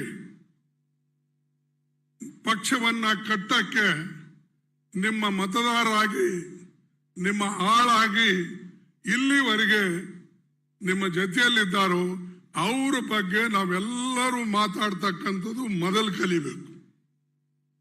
ಎರಡನೇದು, ಯಾರಿಗೆ ಬೆಂಬಲ ಇಲ್ಲ, ಇವತ್ತು ಅಲ್ಪಸಂಖ್ಯಾತರು ಅಥವಾ ತುಳಿತಕ್ಕೆ ಒಳಪಟ್ಟಂತ ಜನ, ಅವರಿಗೆ ತೊಂದರೆ ಆದಾಗ ಅವರ ಜೊತೆಯಲ್ಲಿ ನಾವು ನಿಲ್ಲದೆ ಹೋದರೆ, ಅವರಿಗೆ ನೋವಾದಾಗ ನಾವು ಹೋಗದೆ ಇದ್ರೆ ಖಂಡಿತವಾಗೂ ನಮ್ಮ ಜೊತೆಯಲ್ಲಿ ಬೇರೆಯವರು ಯಾರು ಬರಕ್ಕೆ ಸಾಧ್ಯ ಇಲ್ಲ. ಇದನ್ನ ನಾವು ಅರ್ಥ ಮಾಡ್ಕೊಳ್ಬೇಕು. ಉಳಿದೆಲ್ಲ ಇರ್ತವೆ, ಇವೆಲ್ಲ ಯಾರ್ಯಾರು ಎಲ್ಲೆಲ್ಲಿ ಕರೆಸ್ತಾರೆ, ಎಲ್ಲಿ ಹೋಗ್ಬೇಕು, ಅದು ಬೇರೆ ವಿಚಾರ. ನಾನಂತೂ 55 ವರ್ಷ ಆಯ್ತು ರಾಜಕೀಯದಲ್ಲಿ ಬಂದಾಗ ನಂದೇ ಒಂದು ವಿಚಾರಧಾರೆ, ಅದರ ಮೇಲೆ ನಾವು ಓಟ್ ಕೇಳ್ಕೊಂಡಿದ್ದೀನಿ, ಅದರ ಮೇಲೆ ನಾವು ಬಂದಿದ್ದೇವೆ. ಮತ್ತು ಕಾಂಗ್ರೆಸ್ ಪಕ್ಷದ ವಿಚಾರಧಾರೆ ಬಿಟ್ಟು ನಾ ಎಂದೂ ಕೂಡ ಮತ ಬೇರೆ ಕೇಳಲಿಲ್ಲ. ಪಂಡಿತ್ ಜವಾಹರ್ಲಾಲ್ ನೆಹರೂಜಿ ಅವರ ತತ್ವ, ಇಂದಿರಾ ಗಾಂಧೀಜಿ ಅವರ ಪ್ರೋಗ್ರಾಮು, ಈ ಪಕ್ಷಕ್ಕೆ ಅವರು ಮಾಡಿದಂತ ತ್ಯಾಗ, ಈ ವಿಚಾರದಲ್ಲೇ ಹೆಚ್ಚಿನ ಪ್ರಸ್ತಾಪವನ್ನು ನಾವು ಮಾಡಿದ್ದೇವೆ. ಅದರ ಜೊತೆಯಲ್ಲಿ ಅಲ್ಪಸಂಖ್ಯಾತರು, ದೀನ ದಲಿತರು, ರೈತರು, ಬಡವರು, ಅವು ಯಾವ ಜಾತಿ ಬಡವರೇ ಇರಲಿ, ಇವರೆಲ್ಲರನ್ನ ನಾವು ತಗೊಂಡು ಹೋಗ್ತಕ್ಕಂಥ ಪ್ರಯತ್ನವನ್ನ ಇವತ್ತು ಮಾಡಬೇಕಾಗಿದೆ. ಈ ಗುರಿಯನ್ನ ನಾವು ತಲುಪಿದ್ರೆ ಆವಾಗ ಮಾತ್ರ ನಾವು ನಮ್ಮ ಮುಂದಿನ ಅಧಿಕಾರ ಹಿಡಿತಕ್ಕಂಥ ಗುರಿಯನ್ನ ನಾವು ಸಾಧಿಸಬಹುದು. ಇಲ್ಲದ್ರೆ ಇದು ಬಹಳ ಕಷ್ಟ ಇದೆ. ನಾವೆಷ್ಟೇ ಹೇಳ್ಬಿಟ್ಕೊಳ್ಬಹುದು, ನಮ್ಮ ಪ್ರಚಾರ ಹಳ್ಳಿಗೆ ಹೋಗ್ಬೇಕು. ಈಗ ನಾನು ಕೇಳಿದೆ, ಈಗ ಸದ್ಯಕ್ಕೆ ಸಾಕಷ್ಟು ಶಿವಕುಮಾರ್ ಅವರು ಪ್ರಯತ್ನ ಮಾಡಿ ಸುಮಾರು 60-70 ಲಕ್ಷ ಮೆಂಬರ್ಶಿಪ್ ಮಾಡಿದ್ದಾನೆ ಹೇಳಿದ್ರು. ಇದು ನಿಜ. ಅನೇಕ ಸಾರಿ ನಿಮ್ಮ ಒತ್ತಡಕ್ಕೆ, ನಿಮ್ಮ ಪ್ರೆಷರ್ಗೆ, ನಿಮ್ಮ ಪರ್ಸುಯೇಷನ್ಗೆ ಜನ ಸಪೋರ್ಟ್ ಮಾಡ್ತಾರೆ. ಈ ಲೆಕ್ಕದಲ್ಲಿ ಹೋದ್ರೆ ಪ್ರತಿ ಒಬ್ಬ ಸದಸ್ಯ 3 ಓಟ್ ತಗೊಂಡ್ರು ಕೂಡ 1,80,00,000 ಆಗ್ತದೆ. ಅಂದ್ರೆ 1,80,00,000 ಬಂದ್ರೆ ನಮ್ಮ ಸರ್ಕಾರ ಬಂದು ಹೋಗ್ತದೆ. ಇದು ಯೋಚನೆ ಮಾಡಿ. ಅದಕ್ಕೆ ನಾವು mouth to mouth, door to door ಎಲ್ಲಿವರೆಗೆ ಹೋಗೋದಿಲ್ಲ ಅಲ್ಲಿವರೆಗೆ ನಮಗೆ ಕಷ್ಟ ಆಗ್ತದೆ. ನೀವು ಪ್ರಯತ್ನ ಮಾಡ್ತಾ ಇದ್ದೀರಿ. 2 ವರ್ಷದಿಂದ ನಮ್ಮೆಲ್ಲರನ್ನ ಕೂಡಿಸಿ ಅದೇ ರೀತಿಯಾಗಿ CLP ಲೀಡರು, ನೀವು ಮೇಲ್ಮನೆ ನಾಯಕರು ಮತ್ತು ಅನೇಕ ಯುವಕರು ಪ್ರಯತ್ನ ಮಾಡ್ತಾ ಇದ್ದಾರೆ. ನಾವು ನಿಮ್ಮ ಜೊತೆಯಲ್ಲಿದ್ದೇವೆ. ಕರದಲ್ಲಿ ಪ್ರತಿಯೊಂದು ಮೀಟಿಂಗ್ಗೂ ಕೂಡ ಬರ್ತೇವೆ.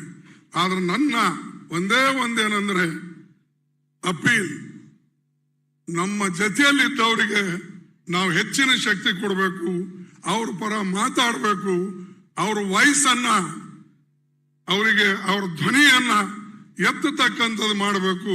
ಯಾಕಂದ್ರೆ ಈಗ ಎಷ್ಟೋ ಇಶ್ಯೂ ಇದ್ದಾವೆ, ನಾನು ಇಲ್ಲಿ ಮಾತಾಡಕ್ ಹೋಗೋದಿಲ್ಲ, ಮತ್ತೆ ಕಾಂಟ್ರವರ್ಸಿ ಆಗೋದು ಬೇಡ. ಆದ್ರೆ ನಾವು ಮಾತಾಡಬೇಕು, ಎಲ್ಲಿ ಮಾತಾಡಬೇಕು, ಯಾವಾಗ ಮಾತಾಡಬೇಕು, ಅದರ ಪರಿಣಾಮ ಏನಾಗ್ತದೆ ಅನ್ನೋದು ಎಲ್ಲ ಯೋಚನೆ ಮಾಡಿ ನಾವು ಹೆಜ್ಜೆ ಇಡಬೇಕಾಗ್ತದೆ. ಮತ್ತು ಯಾರು ಇವತ್ತು ನಮ್ಮ ಜೊತೆಯಲ್ಲಿದ್ದಾರೋ ಅವ್ರಿಗೆ ರಕ್ಷಣೆ ಕೊಡೋದು ಕೂಡ ನಾವೆಲ್ಲರೂ ಕಲಿಬೇಕು ಅನ್ನತಕ್ಕಂಥ ಮಾತನ್ನ ಈ ಸಂದರ್ಭದಲ್ಲಿ ಹೇಳಿ ನಾನು ಹೆಚ್ಚು ಮಾತನಾಡೋದಿಲ್ಲ. ಈಗ ರಾಹುಲ್ ಗಾಂಧೀಜಿಯವರೇನು ಕೂಡ ಸಮಯ ಕೊಟ್ಟರೆ ಇಡೀ ಏನ್ ನೀವು 60-70 ಸಾವಿರ ಜನ ಇವತ್ತು ಕಾರ್ಯಕರ್ತರು ನೋಡ್ತಾ ಇದ್ದಾರೋ ಅವರು ಕೂಡ ಕೇಳ್ತಾರೆ. ಅದಕ್ಕಾಗಿ ಇಷ್ಟು ಮಾತ್ರ ಈ ಸಂದರ್ಭದಲ್ಲಿ ಹೇಳಿ ನಿಮ್ಮೆಲ್ಲರಿಗೆ ವಂದಿಸಿ ನನ್ನ ಮಾತುವನ್ನು ಮುಗಿಸ್ತೇನೆ. ಜೈ ಹಿಂದ್, ಜೈ ಕರ್ನಾಟಕ.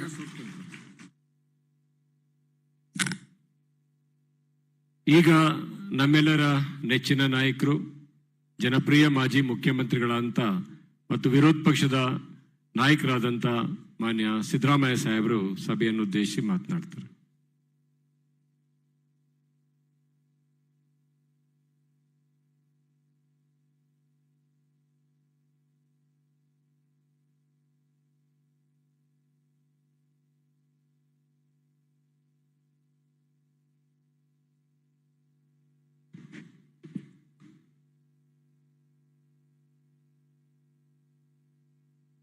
ನಮ್ಮೆಲ್ಲರ ನಾಯಕರು, ಕಾಂಗ್ರೆಸ್ ಪಕ್ಷದ ಮಾಜಿ ಅಧ್ಯಕ್ಷರು ಆದಂತ ಸನ್ಮಾನ್ಯ ರಾಹುಲ್ ಗಾಂಧಿ ಅವರೇ, ಪ್ರದೇಶ ಕಾಂಗ್ರೆಸ್ ಸಮಿತಿಯ ಅಧ್ಯಕ್ಷರಾದಂತ DK ಶಿವಕುಮಾರ್ ಅವರೇ, ರಾಜ್ಯಸಭೆಯಲ್ಲಿ ವಿರೋಧ ಪಕ್ಷದ ನಾಯಕರಾದಂತ ಮೊನ್ನೆ ಮಲ್ಲಿಕಾರ್ಜುನ ಖರ್ಗೆ ಅವರೇ,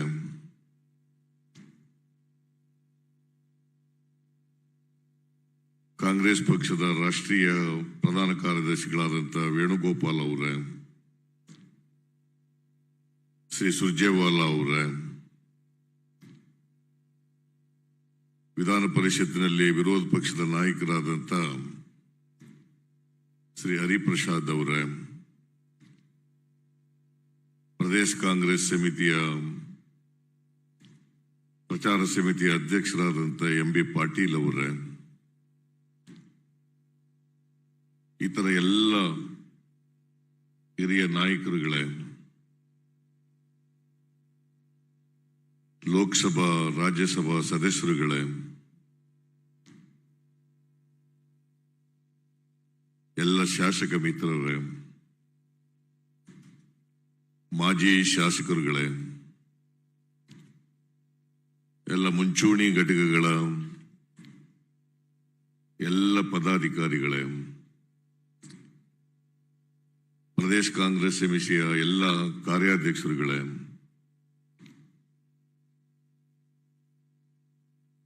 ಮಾಧ್ಯಮದ ಎಲ್ಲ ಗೆಳೆಯರು, ನಾವೆಲ್ಲರೂ ಕೂಡ ರಾಹುಲ್ ಗಾಂಧಿಯವರ ಭಾಷಣವನ್ನ, ಅವರ ಸಂದೇಶವನ್ನ ಕೇಳಲಿಕ್ಕೆ ಉತ್ಸುಕರಾಗಿದ್ದೇವೆ. ಆದ್ರಿಂದ ನಾನು ಬಹಳ ದೀರ್ಘವಾಗಿ ಮಾತಾಡಲಿಕ್ಕೆ ಹೋಗಲ್ಲ.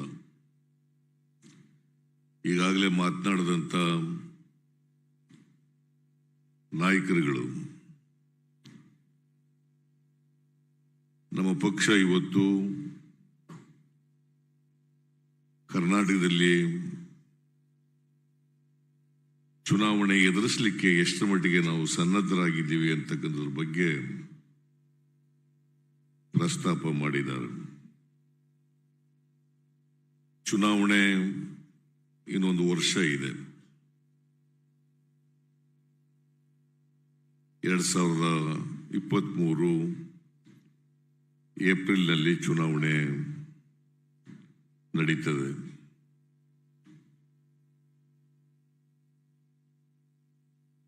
ಕರ್ನಾಟಕದಲ್ಲಿ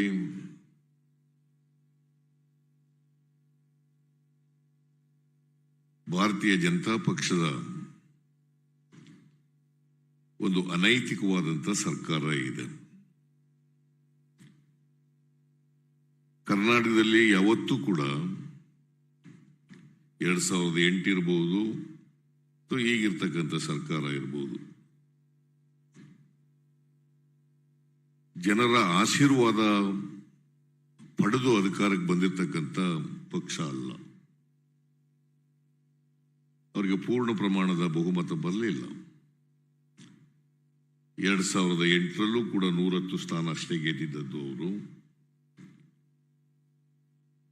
2018ರಲ್ಲೂ ಕೂಡ 104 ಸ್ಥಾನಗಳನ್ನು ಅವರು ಗೆದ್ದಿದ್ದರು.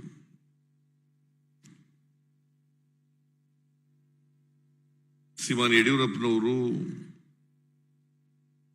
2008ರಲ್ಲೂ ಆಪರೇಷನ್ ಕಮಲದ ಮೂಲಕ ಅಧಿಕಾರದ ಗದ್ದಿಗೆಯನ್ನು ಹಿಡಿದರು. 2018ರಲ್ಲಿ ಅವರು ಬಹುಮತ ಸಾಬೀತು ಮಾಡಕ್ಕಾಗ್ದೇನೆ ರಾಜೀನಾಮೆ ಕೊಟ್ಟು ನಂತರ ಆಪರೇಷನ್ ಕಮಲ ಮಾಡಿ ಸಮ್ಮಿಶ್ರ ಸರ್ಕಾರವನ್ನು ಬೀಳಿಸಿ ಈಗ ಅವರು 2 ವರ್ಷ ಅಧಿಕಾರದಲ್ಲಿದ್ದರು. ಈಗ ಬಸವರಾಜ ಬೊಮ್ಮಾಯಿ ಅವರು ಮುಖ್ಯಮಂತ್ರಿ ಆಗಿದ್ದಾರೆ. ಕೇಂದ್ರ ಸರ್ಕಾರ ಇರಲಿ, ರಾಜ್ಯ ಸರ್ಕಾರ ಇರಲಿ, ಅವ್ರು ಯಾವತ್ತೂ ಕೂಡ ಜನರ ಸಮಸ್ಯೆಗಳನ್ನ ಇವತ್ತು ಈ ದೇಶದಲ್ಲಿ ರೈತರು, ಬಡವರು, ದಲಿತರು, ಹಿಂದುಳಿದವರು, ಅಲ್ಪಸಂಖ್ಯಾತರು, ಮಹಿಳೆಯರು, ಯುವಕರು ಇವರೆಲ್ಲರೂ ಕೂಡ ಅನೇಕ ಸಮಸ್ಯೆಗಳನ್ನು ಎದುರಿಸ್ತಕ್ಕಂಥ ಪರಿಸ್ಥಿತಿ ಇದೆ. ಆದರೆ ಕೇಂದ್ರದಲ್ಲಿರ್ತಕ್ಕಂಥ ಪ್ರಧಾನಮಂತ್ರಿಗಳಾದಂಥ ನರೇಂದ್ರ ಮೋದಿ ಅವರಾಗಲಿ ಅಥವಾ ರಾಜ್ಯಗಳಲ್ಲಿರ್ತಕ್ಕಂಥ ಮುಖ್ಯಮಂತ್ರಿಗಳಾಗಲಿ ಜನರ ಸಮಸ್ಯೆಗಳ ಬಗ್ಗೆ ಯಾವತ್ತೂ ಕೂಡ ಚರ್ಚೆ ಮಾಡಕ್ ಹೋಗಲ್ಲ ಅವರು. ಇವತ್ತು ಬೆಲೆ ಏರಿಕೆ ಇದೆ, ನಿರುದ್ಯೋಗದ ಸಮಸ್ಯೆ ಇದೆ, ರೈತರ ಸಮಸ್ಯೆಗಳಿದ್ದಾವೆ, ವಿದ್ಯಾರ್ಥಿಗಳ ಸಮಸ್ಯೆಗಳಿದ್ದಾವೆ, ಮಹಿಳೆಯರ ಸಮಸ್ಯೆಗಳಿದ್ದಾವೆ. ಇವುಗಳ ಬಗ್ಗೆ ಎಲ್ಲೂ ಕೂಡ ಚರ್ಚೆ ಮಾಡಲ್ಲ ಅವರು. ಅದಕ್ಕೆ ಬದಲಾಗಿ ಜನರನ್ನ ವಿಭಜನೆ ಮಾಡ್ತಕ್ಕಂಥ ಪ್ರಯತ್ನವನ್ನ ಮಾಡಲಿಕ್ಕೆ ಎಲ್ಲ ದೇಶದ ಉದ್ದಗಲಕ್ಕೆ ಮಾಡ್ತಾ ಇದ್ದಾರೆ. ಕರ್ನಾಟಕದಲ್ಲೂ ಕೂಡ ಮಾಡ್ತಾ ಇದ್ದಾರೆ. ಕರ್ನಾಟಕದ ವಿಧಾನಸಭಾ ಚುನಾವಣೆ ಹತ್ರ ಬಂದಿರೋದ್ರಿಂದ ಹೆಚ್ಚು ಹೆಚ್ಚು ಕೋಮುವಾದದ ಕಾರ್ಯಕ್ರಮಗಳನ್ನು ಹಮ್ಮಿಕೊಂಡು ಇವತ್ತು ಕೋಮುವಾದದ ಆಧಾರದ ಮೇಲೆ ಜನರನ್ನು ವಿಭಾಗ ಮಾಡತಕ್ಕಂಥ ಪ್ರಯತ್ನಗಳನ್ನ ಮಾಡ್ತಾ ಇದ್ದಾರೆ. ಈಗಾಗಲೇ ಪ್ರಸ್ತಾಪ ಮಾಡಿದರು. ನಾವೆಲ್ಲರೂ ಕೂಡ ಭಾರತದ ಸಂವಿಧಾನದಲ್ಲಿ ನಂಬಿಕೆ ಇಟ್ಕೊಂಡಿರ್ತಕ್ಕಂಥವ್ರು, ಗೌರವ ಇಟ್ಕೊಂಡಿರ್ತಕ್ಕಂಥವ್ರು. ನಮಗೆ ಸಂವಿಧಾನನೇ ನಮಗೆ ಸಂಜೀವಿನಿ. ಸಂವಿಧಾನ ಏನ್ ಹೇಳ್ತದೆ, ಸಂವಿಧಾನದ ದೇವೋದ್ದೇಶಗಳೇನು, ಅವುಗಳನ್ನ ಈಡೇರಿಸ್ತಕ್ಕಂಥದ್ದು, ಜಾರಿಗೆ ಕೊಡ್ತಕ್ಕಂಥದ್ದು, ಆ ರೀತಿ ನಡ್ಕೊಳ್ತಕ್ಕಂಥದ್ದು ಪ್ರತಿಯೊಬ್ಬ ನಾಗರಿಕನ ಕರ್ತವ್ಯ ಅಂತಕ್ಕಂಥದ್ದನ್ನು ನಾವು ಅರ್ಥ ಮಾಡ್ಕೋಬೇಕಾಗ್ತದೆ. ಅದರ ಭಾರತೀಯ ಜನತಾ ಪಕ್ಷದವರು ಮತ್ತು ಸಂಘ ಪರಿವಾರದವರು ಸಂವಿಧಾನದ ಧ್ಯೇಯೋದ್ದೇಶಗಳಿಗೆ ವಿರುದ್ಧವಾಗಿ ಇವತ್ತು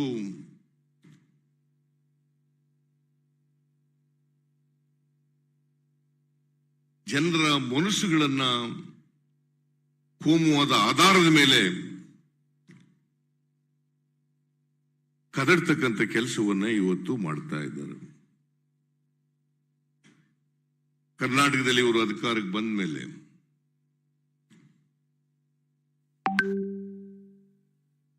ಗೋಹತ್ಯೆ ನಿಷೇಧವನ್ನ ಜಾರಿಗೆ ತಗೊಬಂದರು ಅನಗತ್ಯವಾಗಿ.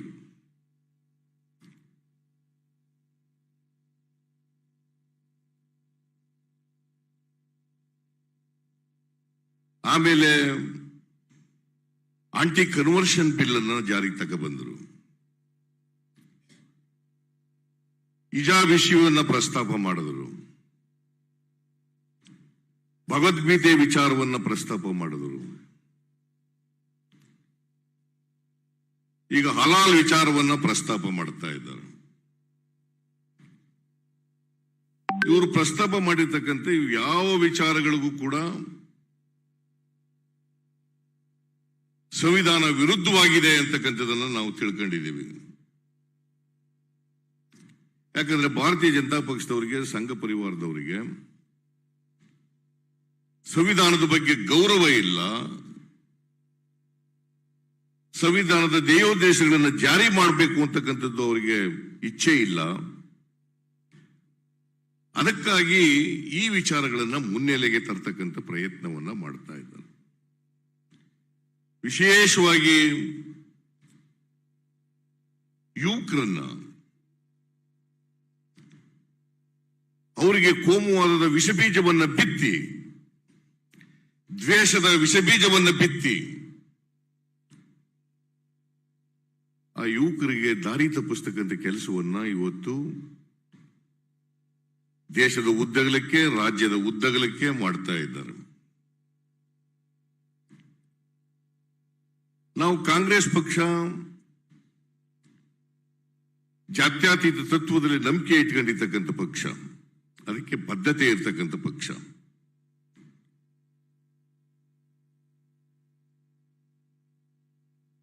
ಬಾಬಾ ಸಾಹೇಬ್ ಅಂಬೇಡ್ಕರ್ ಅವರು ರಚನೆ ಮಾಡಿಕೊಟ್ಟಂತ ಸಂವಿಧಾನ ಇದೆಯಲ್ಲ, ಈ ಸಂವಿಧಾನದಲ್ಲಿ ಸರ್ವಧರ್ಮ ಸಮನ್ವಯ,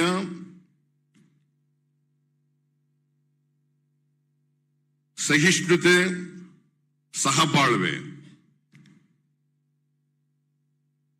ಇದರಲ್ಲಿ ನಂಬಿಕೆ ಇಟ್ಕೊಂಡಿರ್ತಕ್ಕಂಥವರು ಕಾಂಗ್ರೆಸ್ ಪಕ್ಷ. ಹಿಜಾಬ್ ಇಶ್ಯೂನೇ ಅಲ್ಲ, ನೂರಾರು ವರ್ಷಗಳಿಂದ ಪಾಲನೆ ಮಾಡ್ಕೊಂಡು ಬಂದಿರತಕ್ಕಂಥದ್ದು. ಅದು ಒಂದು ಧಾರ್ಮಿಕ ಪದ್ಧತಿ.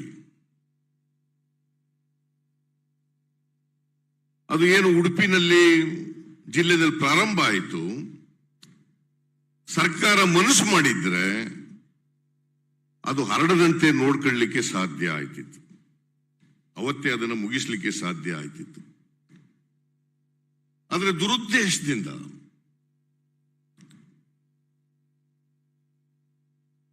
ಅದರಲ್ಲಿ ಬಜರಂಗ ದಳದವರು, ಹಿಂದೂ ಮಹಾಸಭಾದವರು, RSS ನವರು ಸೇರ್ಕೊಂಡು ಅದನ್ನು ದೊಡ್ಡದಾಗಿ ವಿದ್ಯಾರ್ಥಿಗಳ ಮುಂದೆ ಇರ್ತಕ್ಕಂಥ ಪ್ರಯತ್ನವನ್ನು ಮಾಡಿ ಮುಸ್ಲಿಮರನ್ನ ಖಳನಾಯಕರನ್ನಾಗಿ ಮಾಡತಕ್ಕಂಥ ಪ್ರಯತ್ನವನ್ನು ಮಾಡಿದ್ದಾರೆ. ಇದಕ್ಕೆ ಸರ್ಕಾರದ ಕುಮ್ಮಕ್ಕು ಇತ್ತು, RSS ನವರು ಕುಮ್ಮಕ್ಕು ಇತ್ತು, ಅಫ್ಕೋರ್ಸ್ SDPI ಅವ್ರ ಕುಮ್ಮಕ್ಕು ಕೂಡ ಇದೆ ಅಂತಕ್ಕಂಥದ್ದನ್ನ ನಾವು ತಿಳ್ಕೊಂಡಿದ್ದೀವಿ. ನಾನು ಅದಕ್ಕೆ ಹೇಳಿದೆ ಅಸೆಂಬ್ಲಿನಲ್ಲಿ, ಯಾರ್ಯಾರು ಇದಕ್ಕೆ ಕುಮ್ಮಕ್ಕು ಕೊಡ್ತಾರೆ, ಅದು SDPI ಇರ್ಬೋದು, RSS ಇರ್ಬೋದು, ಅಥವಾ ಬಜರಂಗ ದಳ ಇರ್ಬೋದು, ನಿಮಗೆ ದಮ್ಮಿದ್ರೆ ಬ್ಯಾನ್ ಮಾಡ್ರಿ ಅವೆಲ್ಲನೂ ಕೂಡ ಅಂತ ಹೇಳಿದೆ. SDP ಸೇರ್ಸ್ ಬ್ಯಾನ್ ಮಾಡ್ರಿ ಅಂತ ಹೇಳಿದೆ. ಆದ್ರೆ ಅದು ಧೈರ್ಯ ಇಲ್ಲ, ಯಾಕಂದ್ರೆ ಅವು ಇರಬೇಕು ಅವರಿಗೆ. SDP ಇರಬೇಕು, ಬಜರಂಗ ದಳನೂ ಇರಬೇಕು, ರಾಮ್ ಸೇನೆನೂ ಇರಬೇಕು. ಅದಿದ್ದರೂ ಮಾತ್ರ ಸಮಾಜದಲ್ಲಿ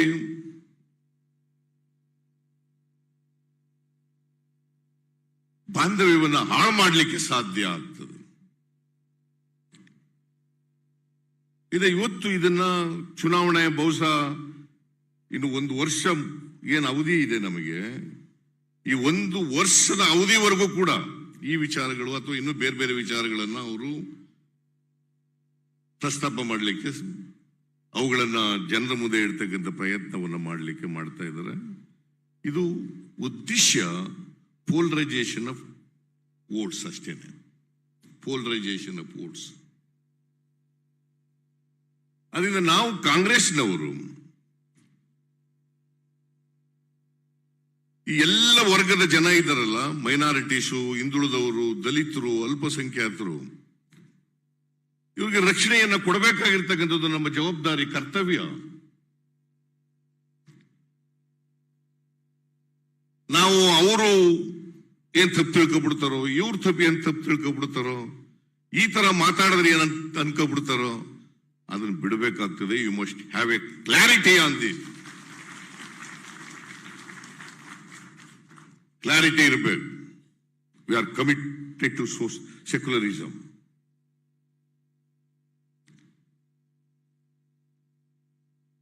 ಇದು ಕ್ಲಾರಿಟಿ ಇಲ್ಲದೆ ಹೋದ್ರೆ ನಮ್ಮ ಕಾರ್ಯಕರ್ತರಿಗೆ, ನಾವು ಆ ಜನಾಂಗದವರಿಗೆ ನ್ಯಾಯ ಕೊಡ್ಲಿಕ್ಕೆ ಸಾಧ್ಯ ಆಗಲ್ಲ. ಇಂತಹ ಸಂದರ್ಭದಲ್ಲಿ ನಾನು ಈ ವಿಶೇಷವಾಗಿ ಅಲ್ಪಸಂಖ್ಯಾತರು ಆತಂಕದಲ್ಲಿದ್ದಾರೆ. ಇನ್ನು ಹೆಚ್ಚು ನಮ್ಮ ನೆರವಿಗೆ ಬರಬೇಕು ಅಂತಕ್ಕಂಥ ಅಭಿಪ್ರಾಯ ಇದೆ ಅವರಲ್ಲಿ.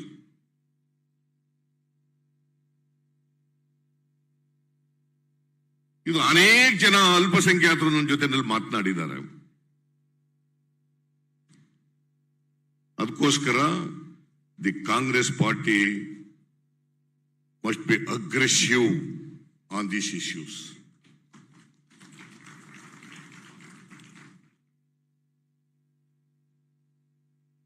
ಇಲ್ಲದೆ ಹೋದರೆ ನಾವು ಸೆಕ್ಯುಲರಿಸಮ್ ಅಂತ ಏನು ಹೇಳ್ತೀವಿ ಸಂವಿಧಾನದಲ್ಲಿ, ಅದನ್ನ ರಕ್ಷಣೆ ಮಾಡಲಿಕ್ಕೆ ಸಾಧ್ಯ ಆಗಲ್ಲ. ನಾಟ್ ದಟ್ ಅಲ್ಪಸಂಖ್ಯಾತರ ರಕ್ಷಣೆ ಮಾಡೋದಲ್ಲ, ಸೆಕ್ಯುಲರಿಸಮ್ ಅನ್ನ ರಕ್ಷಣೆ ಮಾಡಬೇಕಾದದ್ದು ಅತ್ಯಂತ ಅವಶ್ಯ. ಈ ದೇಶ ಯಾವುದೋ ಒಂದು ಧರ್ಮದ, ಒಂದು ಜಾತಿ ದೇಶ ಅಲ್ಲ. ಇದು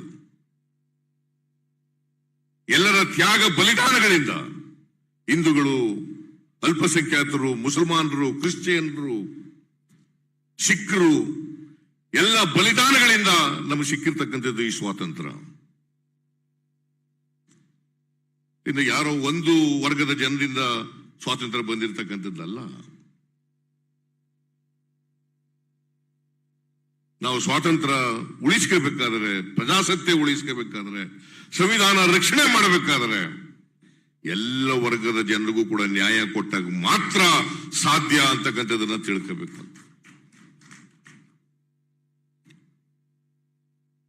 ಬಹುಶಃ ಸೋನಿಯಾ ಗಾಂಧಿ ಅವರು, ರಾಹುಲ್ ಗಾಂಧಿ ಅವರು ಈ ವಿಚಾರದಲ್ಲಿ ಯಾವುದೇ ರಾಜಿ ಮಾಡ್ಕೊಳ್ಳಿಕ್ಕೆ ತಯಾರಾಗಿಲ್ಲ. ಅವರು ರಾಹುಲ್ ಗಾಂಧಿ ಅವರು ಹೇಳ್ತಿದ್ರು, ಇಂಥ ಸನ್ನಿವೇಶದಲ್ಲಿ ಯುವಕರನ್ನು ಹೆಚ್ಚು ಹೆಚ್ಚು ಪಕ್ಷಕ್ಕೆ ತರ್ತಕ್ಕಂಥ, ಪ್ರೋತ್ಸಾಹಿಸ್ತಕ್ಕಂಥ, ಅವರಿಗೆ ಶಕ್ತಿ ಕೊಡ್ತಕ್ಕಂಥ ಕೆಲಸವನ್ನ ಪಕ್ಷ ಮಾಡಬೇಕು ಅಂತಕ್ಕಂಥ ಮಾತನ್ನ ಹೇಳ್ತಾ ಇದ್ರು. ನಾನು ಆ ಮಾತನ್ನ ಒಪ್ಕೊಳ್ತೇನೆ. ಯುವಕರು they should take up this issue.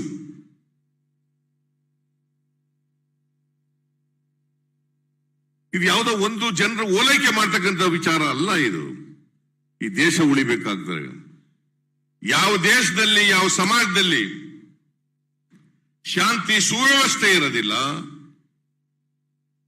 ಕಾನೂನಿನ ಸುವ್ಯವಸ್ಥೆ ಇರಲ್ಲ, ಆ ದೇಶ ಎಂದೂ ಕೂಡ ಅಭಿವೃದ್ಧಿ ಆಗಲಿಕ್ಕೆ ಸಾಧ್ಯ ಇಲ್ಲ ಅಂತಕ್ಕಂಥದ್ದನ್ನ ತಿಳ್ಕೋಬೇಕಾಗ್ತದೆ. ಸುವ್ಯವಸ್ಥೆಗೂ ನಾಡಿನ ಅಭಿವೃದ್ಧಿಗೂ ನೇರ ಸಂಬಂಧ ಇದೆ ಅಂತಕ್ಕಂಥ ತಿಳ್ಕೋಬೇಕಾಗ್ತದೆ. ಈ ನಾಡನ್ನ ಅಭಿವೃದ್ಧಿ ಪಡಿಸಬೇಕಾದ್ರೆ, ದೇಶವನ್ನು ಅಭಿವೃದ್ಧಿ ಪಡಿಸಬೇಕಾದ್ರೆ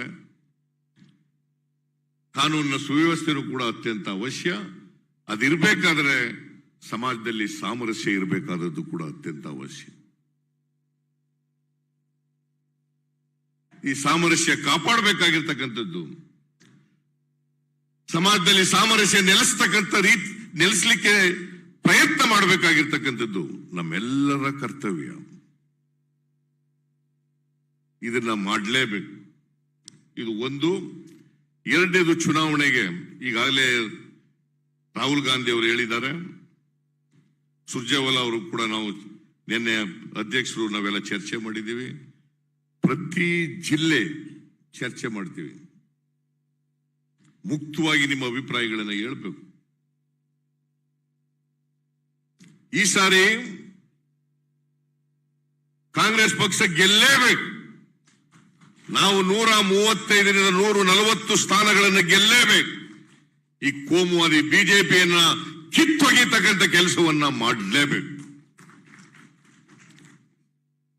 ಅದಕ್ಕೋಸ್ಕರ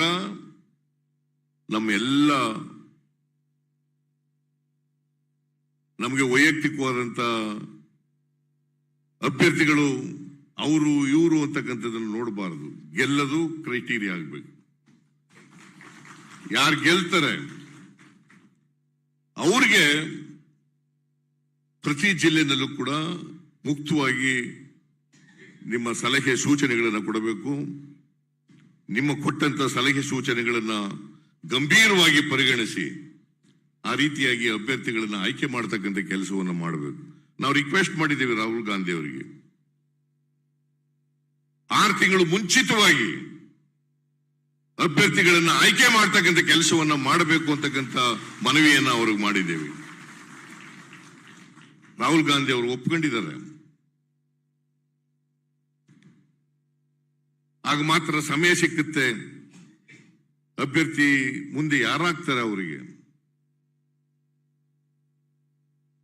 ಅವರೆಲ್ಲ ಸಂಪನ್ಮೂಲಗಳನ್ನು ಕ್ರೋಢೀಕರಣ ಮಾಡಿಕೊಂಡು ಚುನಾವಣೆ ಎದುರಿಸಲಿಕ್ಕೆ ಸಾಧ್ಯ ಆಗ್ತದೆ. ನನ್ನ ಪ್ರಕಾರ ಭಾರತೀಯ ಜನತಾ ಪಕ್ಷ ಎಷ್ಟೇ ಕೋಮುವಾದವನ್ನು ಬಿತ್ತಲಿ,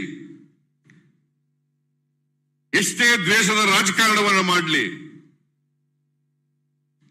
ಕರ್ನಾಟಕದ ಜನ ಅವರು ಏನೇ ಮಾಡಿದ್ರು ಕೂಡ ಅವರು ರಾಜಕೀಯವಾಗಿ ಪ್ರಬುದ್ಧರಿದ್ದಾರೆ. ಅವರ ಕೋಮುವಾದದ ಮಾತುಗಳಿಗೆ ಬಲಿಯಾಗಲ್ಲ ಅಂತಕ್ಕಂಥ ವಿಶ್ವಾಸ, ನಂಬಿಕೆ ನನಗಿದೆ ಅಂತಕ್ಕಂಥ ಮಾತುಗಳನ್ನು ತಮಗೆ ತಿಳಿಸಲಿಕ್ಕೆ ಬಯಸ್ತಾ ಇದ್ದೇನೆ.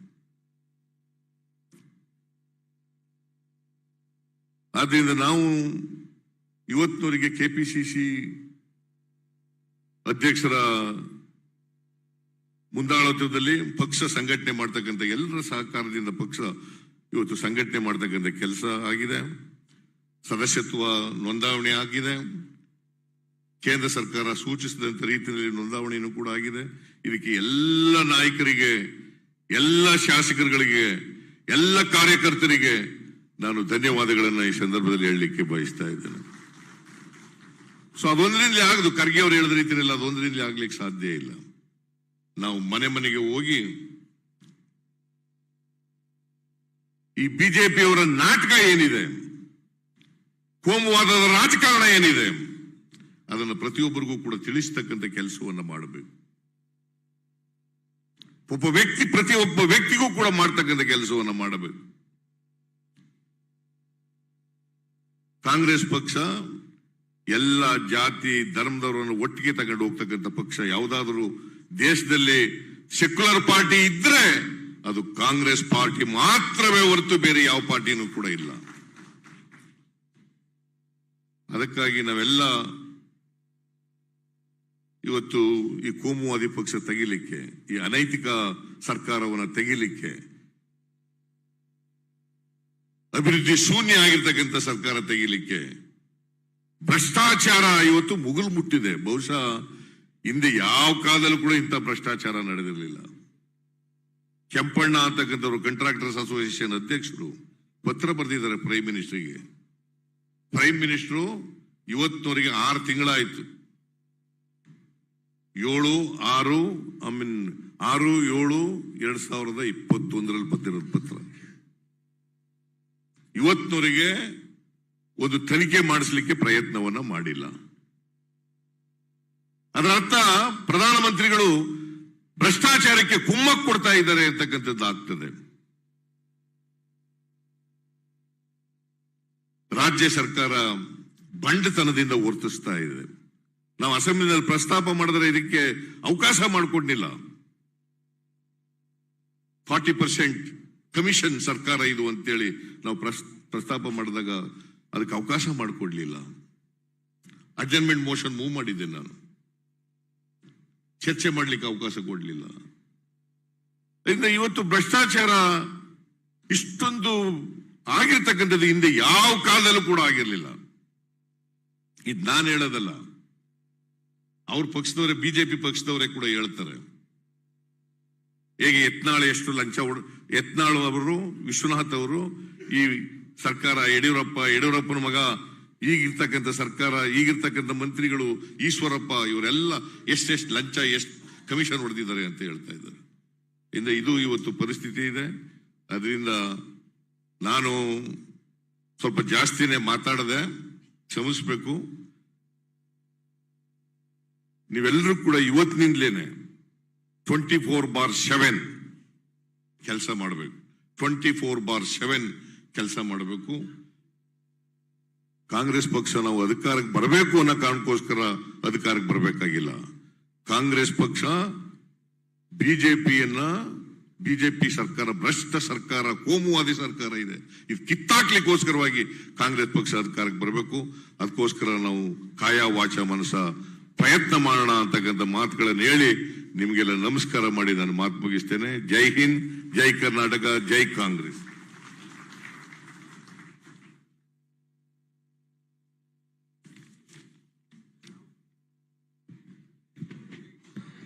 ಈಗ ಸದಸ್ಯತ್ವ ನೋಂದಾವಣಿಯಲ್ಲಿ ಅತ್ಯಂತ ಹೆಚ್ಚಿನ ಸಂಖ್ಯೆಯಲ್ಲಿ ಮಾಡಿದಂತ ಹೇಳ್ತೀನಿ ಒಂದು ಸೆಕೆಂಡ್. ಸದಸ್ಯತ್ವ ನೋಂದಾವಣೆ ಮಾಡಿದವರಿಗೆ ಅಭಿನಂದನೆಗಳನ್ನು ಸಲ್ಲಿಸ್ತಕ್ಕಂಥದ್ದು, ಮತ್ತೆ ಝೂಮ್ ಅಲ್ಲಿ ಇಂಟ್ರಾಕ್ಷನ್ ಮಾಡ್ತಕ್ಕಂಥದ್ದು ಇದೆ. ಮತ್ತೆ ವಿಶೇಷವಾಗಿ ರಾಹುಲ್ ಗಾಂಧಿ ಅವರ ಕೊಡುಗೆ ದೇಶಕ್ಕೆ, ರಾಜ್ಯಕ್ಕೆ ಅಪಾರವಾಗಿದೆ. UPA ಸರ್ಕಾರ ಇದ್ದಂತ ಸಂದರ್ಭದಲ್ಲಿ ಮಹಾತ್ಮ ಗಾಂಧಿ ಉದ್ಯೋಗ ಖಾತ್ರಿ ಯೋಜನೆ ಕೇವಲ ಕೆಲವೇ ಜಿಲ್ಲೆಗಳಿಗೆ ಸೀಮಿತವಾಗಿದ್ದನ್ನ ರಾಹುಲ್ ಗಾಂಧಿ ಅವರು ಮತ್ತು ಯುವ ಸಂಸದರ ಒಂದು ನಿಯೋಗ ಪ್ರಧಾನಮಂತ್ರಿಗಳನ್ನ ಭೇಟಿ ಮಾಡಿ ಮನಮೋಹನ್ ಸಿಂಗ್ ಅವರಿಗೆ ಇಡೀ ದೇಶಕ್ಕೆ ವಿಸ್ತಾರ ಮಾಡಿದಂತದ್ದು ಒಂದು ಕೊಡುಗೆ.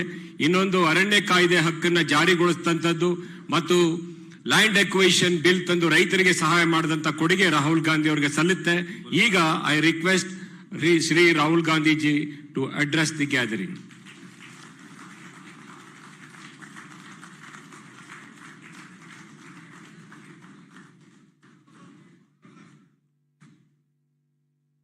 Thank you.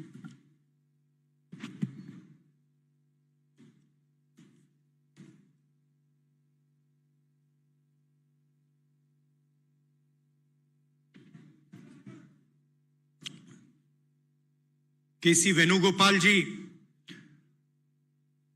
Randeep Surjewala ji, DK Shivkumar ji, Siddaramaiah ji, Mallikarjun Kharge ji, BK Hariprasad ji, MB Patil ji, senior leaders of the Congress Party, workers of the Congress Party all over the state, friends from the media, I'd like to welcome all of you here today.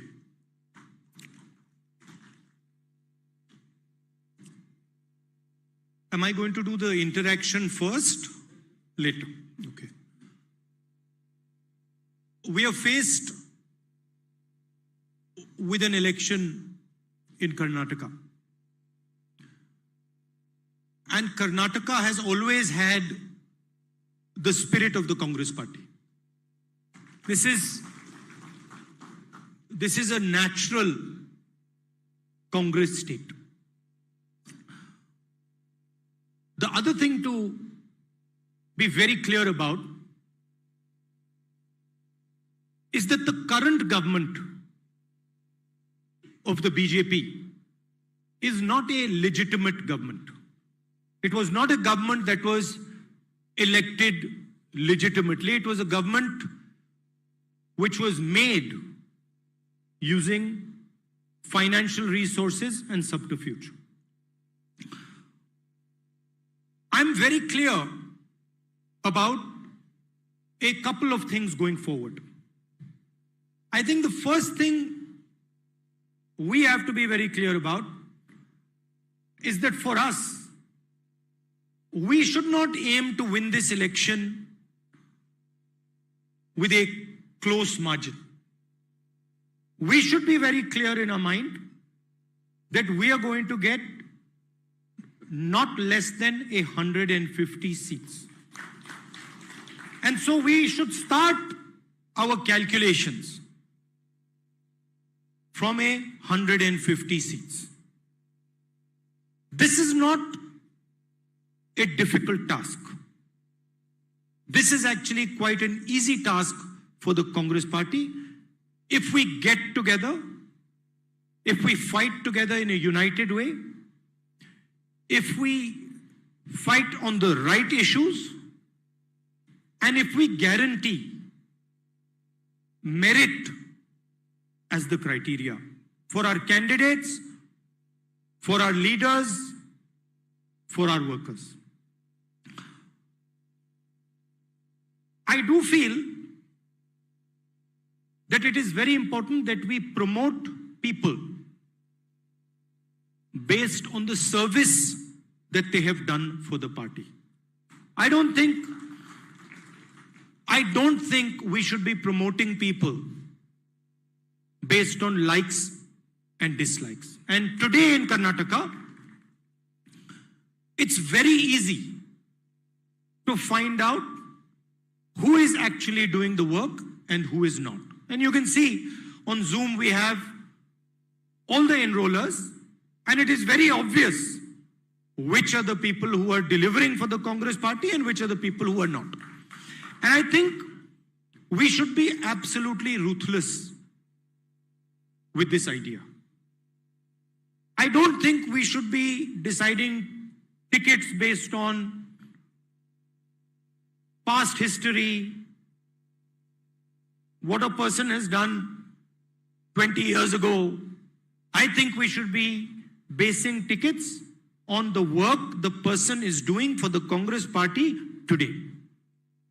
And if that person is behaving in a loyal way to the party, if that person is giving his full effort to the party, if that person is a good representative of the party, then the party must ensure that that person is protected, that person is rewarded, and that person gets the relevant position in the party.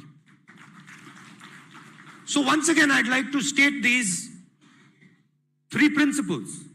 Number one, we should not fight an election to make it a close election. We should fight the election to make it a decisive victory for the Congress party. Minimum seats, 150, not one less than that. Number two, we should make our decisions based on merit. And number three, we should reward those who have worked effectively, who have fought, defended the issues, and fought loyally for the Congress party.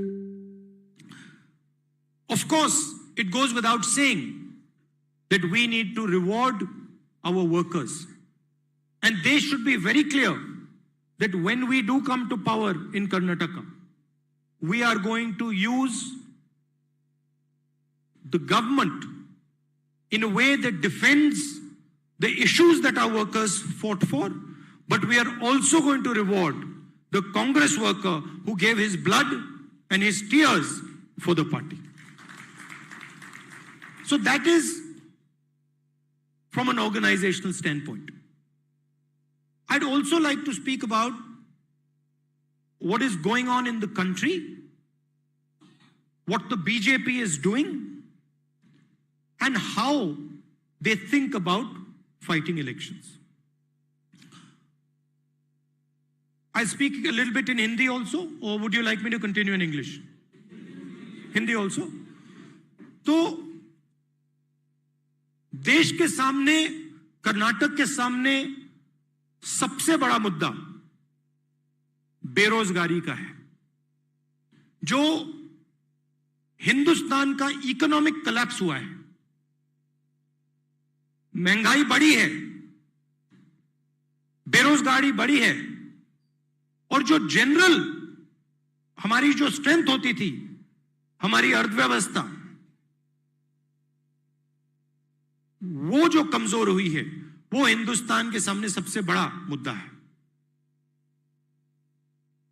नोटबंदी के कारण, गलत GST के कारण, किसान bill के कारण ये देश को नुकसान हुआ है। और आज देश की हालत यह है कि बीजेपी की सरकार चाहे भी वो देश को रोजगार नहीं दे सकती है। क्यों? क्योंकि जो शक्ति देश को रोजगार देती है, जो हमारे स्मॉल एंड मीडियम बिजनेसेस हैं, जो छोटे बिजनेसेस हैं, उनको बीजेपी ने खत्म कर दिया है, नष्ट कर दिया है। तो आज का हिंदुस्तान अपने युवाओं को रोजगार नहीं दे सकता है, और इससे देश को जबरदस्त नुकसान हो गया है, और इससे भी ज्यादा नुकसान होने वाला है।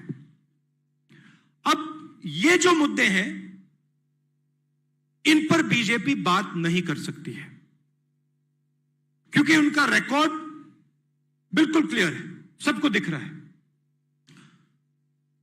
पहले मोदी जी आते थे, चुनाव के समय भ्रष्टाचार की बात करते थे। आज अगर नरेंद्र मोदी जी कर्नाटका में आकर भ्रष्टाचार की बात करें, जो सरकार 40% सरकार मानी जाती है, कर्नाटका में आकर अगर नरेंद्र मोदी स्टेज पे कहे कि मैं भ्रष्टाचार से लड़ना चाहता हूं, तो शायद पूरा कर्नाटक हंसना शुरू कर देगा। पूरा कर्नाटक कहेगा कि ये क्या बात कर रहे हैं। देश की सबसे भ्रष्ट सरकार कर्नाटक में है, 40% सरकार है। कांग्रेस पार्टी ने नहीं कहा, कॉन्ट्रैक्टर्स कह रहे हैं, और प्रधानमंत्री आके कहता है कि मैं भ्रष्टाचार के खिलाफ लड़ना चाहता हूं, तो ये तो मजाक होगा। और वो किसी भी स्टेज में, कर्नाटक में क्या हिंदुस्तान में, ये भाषण नहीं दे सकते। आज कर्नाटक का कोई भी नेता, बीजेपी का नेता, हिंदुस्तान का कोई भी बीजेपी के नेता आज स्टेज पर रोजगार की बात, इकोनॉमी की बात, भ्रष्टाचार की बात कर ही नहीं सकता है। बीजेपी का लक्ष्य क्या है? बीजेपी का लक्ष्य गरीबों का जो पैसा है, गरीबों का जो हक है, उनसे छीनकर 2, 3, 4 सबसे बड़े उद्योगपतियों के हवाले करने का है। वो बेसिकली फाइनेंशियल ट्रांसफर मैकेनिज्म है। गरीबों से पैसा लो और 2, 3, 4 उद्योगपतियों को पैसा दे दो, ये उनका सिस्टम है। तरीका क्या है? तरीका देश को बांटने का है, देश को लड़ाने का है, जिसको हम पोलराइजेशन कहते हैं। एक धर्म को दूसरे धर्म से लड़ाने का, एक जात को दूसरी जात से लड़ाने का, और फिर इस लड़ाई के बीच बीजेपी पूरे के पूरे रिसोर्सेस चुने हुए लोगों को पकड़ा देती है। हमारी क्या जिम्मेदारी है? हमारी जिम्मेदारी जो सच्चे मुद्दे हैं, जो जरूरी मुद्दे हैं, उनको उठाने की है। हमारी जिम्मेदारी रोजगार की बात करने की है। हमारी जिम्मेदारी इकोनॉमी को ठीक करने की है। हमारी जिम्मेदारी देश के जो अलग अलग लोग हैं, अलग अलग धर्म हैं, अलग अलग जात हैं, इनको एक साथ लाने का काम है। ये कांग्रेस पार्टी करती है। वो तोड़ते हैं, हम जोड़ते हैं। उनका काम तोड़ने का है, नफरत फैलाने का है, हमारा काम जोड़ने का है, सबको एक साथ लाने का है। और ये हमें कर्नाटक में करके दिखाना है। मैं आपको बधाई देना चाहता हूं, देश में सबसे ज्यादा मेंबर, आज डीके शिव कुमार जी ने कहा कि 60 लाख मेंबर कर्नाटक में हमारे एनरोलर्स ने, हमारे नेताओं ने, हमारे वर्कर्स ने कांग्रेस पार्टी में लाए हैं। 60 लाख कोई छोटा नंबर नहीं है। और इसमें से बहुत सारे जो मेंबर्स हैं वो युवा हैं, नए मेंबर्स हैं, नई सोच के साथ कांग्रेस पार्टी में आए हैं। इस चुनाव में हमें 2 चीजों पर फोकस करनी है, युवा और महिला। युवा और महिला। और जहां भी हम युवाओं को और महिलाओं को आगे ला सकते हैं, चाहे वो टिकट डिसीजन में हो, चाहे वो संगठन में हो, हमें अपनी पूरी शक्ति के साथ उनको आगे लाना है। एक तरीके से हमें कर्नाटक को एक नई कांग्रेस पार्टी दिखानी है, जो मुद्दों पे लड़े, लोगों को एक साथ लाने का काम करे, और जो बीजेपी के झूठ हैं उनको पब्लिक के सामने क्लैरिटी के साथ रखे। हमारी जब सरकार थी, हमने कर्नाटक में, दिल्ली में बहुत अच्छे काम किए थे। हमारा रिकॉर्ड, कर्नाटक की सरकार का, सिद्धरामैया जी की सरकार का, हमारी कांग्रेस पार्टी की सरकार का जो रिकॉर्ड है, बहुत अच्छा रिकॉर्ड है और बहुत अच्छा परफॉर्मेंस रहा था। तो उसे भी हमें दोहराना पड़ेगा, लोगों को बताना पड़ेगा हमने क्या किया था और आने वाले समय में हम क्या करने जा रहे हैं। तो ये मेरा आपके लिए मैसेज है, 150 सीट से एक कम सीट नहीं लानी है आपको।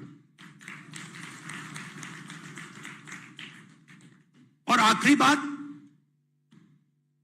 सिद्धरामैया जी, डीके शिव कुमार जी, खारगे जी, जो हमारे सीनियर लीडर्स हैं, आपको तो मैं बहुत अच्छी तरह जानता हूं। काफी समय में पिछले चुनाव में आपके साथ घूमा, और मैं आपको कहना चाहता हूं कि सबसे जरूरी चीज, और वो मुझे दिख रहा है कि हो रहा है, सबसे जरूरी चीज, आप सबको एक साथ लड़ना पड़ेगा। आपकी सबसे बड़ी जिम्मेदारी, जिसको आप पूरा कर रहे हो मगर और गहराई से पूरी करनी पड़ेगी, आपको सबको एक साथ मिलकर 150 सीट कांग्रेस पार्टी को जितवानी है।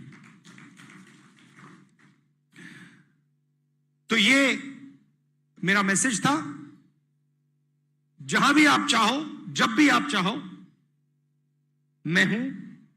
आप मुझे जहां भी ले जाना चाहते हो, कर्नाटका के कोने कोने में मैं आने के लिए तैयार हूं। और ज्यादा समय नहीं बचा है, मगर मुझ में पूरा भरोसा है कि भारी बहुमत से कांग्रेस पार्टी कर्नाटक में चुनाव जीतेगी, 150 सीट से ज्यादा जीतेगी, और फिर हम ऐसी सरकार बनाएंगे जो गरीबों के लिए, कमजोर लोगों के लिए, छोटे दुकानदारों के लिए, स्मॉल मीडियम बिजनेस के लिए काम करे, और कर्नाटक को फिर से सही रास्ते पे लाए।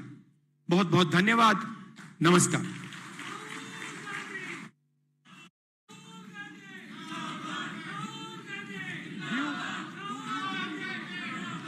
ಈಗ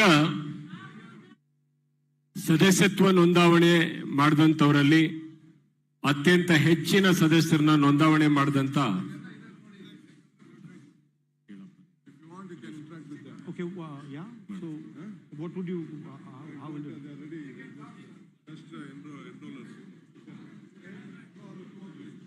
So you ask them.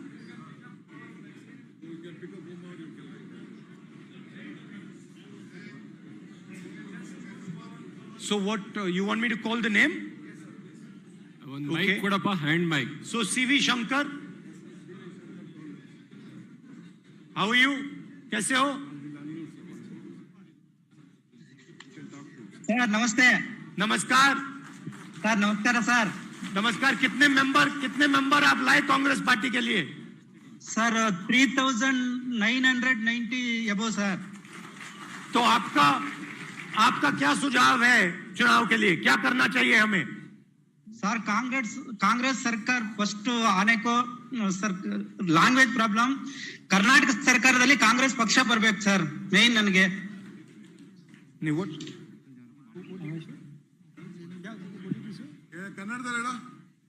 Sir ಕರ್ನಾಟಕದಲ್ಲಿ ಕಾಂಗ್ರೆಸ್ ಪಕ್ಷ ಬರಕ್ಕೆ ಇನ್ನು ಆಗಲಿರ್ಲು ನಾನು ಪಕ್ಷ ಕಟ್ಟಕ್ಕೆ ಜೊತೆ ಇರ್ತೀನಿ ಸರ್.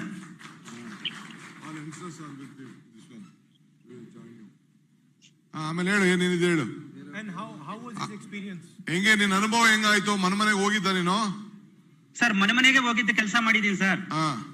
ಏನ್ ಹೇಳ್ತಾರೆ ಅವರು ಮನೆದಾರ ವೋಟ್ ಮೆಂಬರ್ ಆಗು ಅಂತ ಕೇಳಿದಾಗ? ಸರ್ ಅವರು ನಾನಾ ತರ ಕ್ವಶನ್ ಕೇಳ್ತಾರೆ. ಬಟ್ ನಮ್ಮ ಪಕ್ಷಕ್ಕೆ ಯಾವ ರೀತಿ ನಾವು ಕೊಡುಗೆ ಕೊಟ್ಟಿದ್ವು, ಮತ್ತೆ ಇವಾಗ ಏನ್ ಪಕ್ಷ ತೊಂದರೆ ಈ ಬಿಜೆಪಿ ಸರ್ಕಾರ ಏನ್ ಮಾಡ್ತಾ ಇದೆ, ಮತ ವಿಭಜನೆ ಏ ರೀತಿ ಮಾಡ್ತಾ ಇದೆ, ನಮ್ಮ ಮುಂದೆ ಸರ್ಕಾರ ಕಾಂಗ್ರೆಸ್ ಪಕ್ಷ ಬಂದ್ರೆ ಯಾವ ರೀತಿ ಸೌಲಭ್ಯ ಸಿಗತ್ತೆ ಅಂತ ಪ್ರತಿಯೊಂದು ಮನೆಗೂ ಹೋಗ್ಬಿಟ್ಟು ಅವ್ರಿಗೆ ಎಕ್ಸ್ಪ್ಲೇನ್ ಮಾಡಿ ಮತದಾರರನ್ನ ಇದು ಮಾಡ್ಕೊಂಡಿದೀವಿ sir. Okay, they have to explain what are the programs, what are this. They can't immediately accept. We'll have to explain what we are going to do. ಆಯ್ತು, ಥ್ಯಾಂಕ್ ಯು. ಹೆಣ್ಮಗಳು ಮಾತಾಡಮ್ಮ. ಐಫೋನ್ ನೀನ್ ಮಾತಾಡಮ್ಮ. ನೀನೇ ಮಾತಾಡಮ್ಮ. ಮಾತಾಡುತ್ತಾಯಿ. ನಮಸ್ಕಾರ. ನಿನ್ನ ಹೆಸರು ಪರಿಚಯ ಮಾಡ್ಕೋ.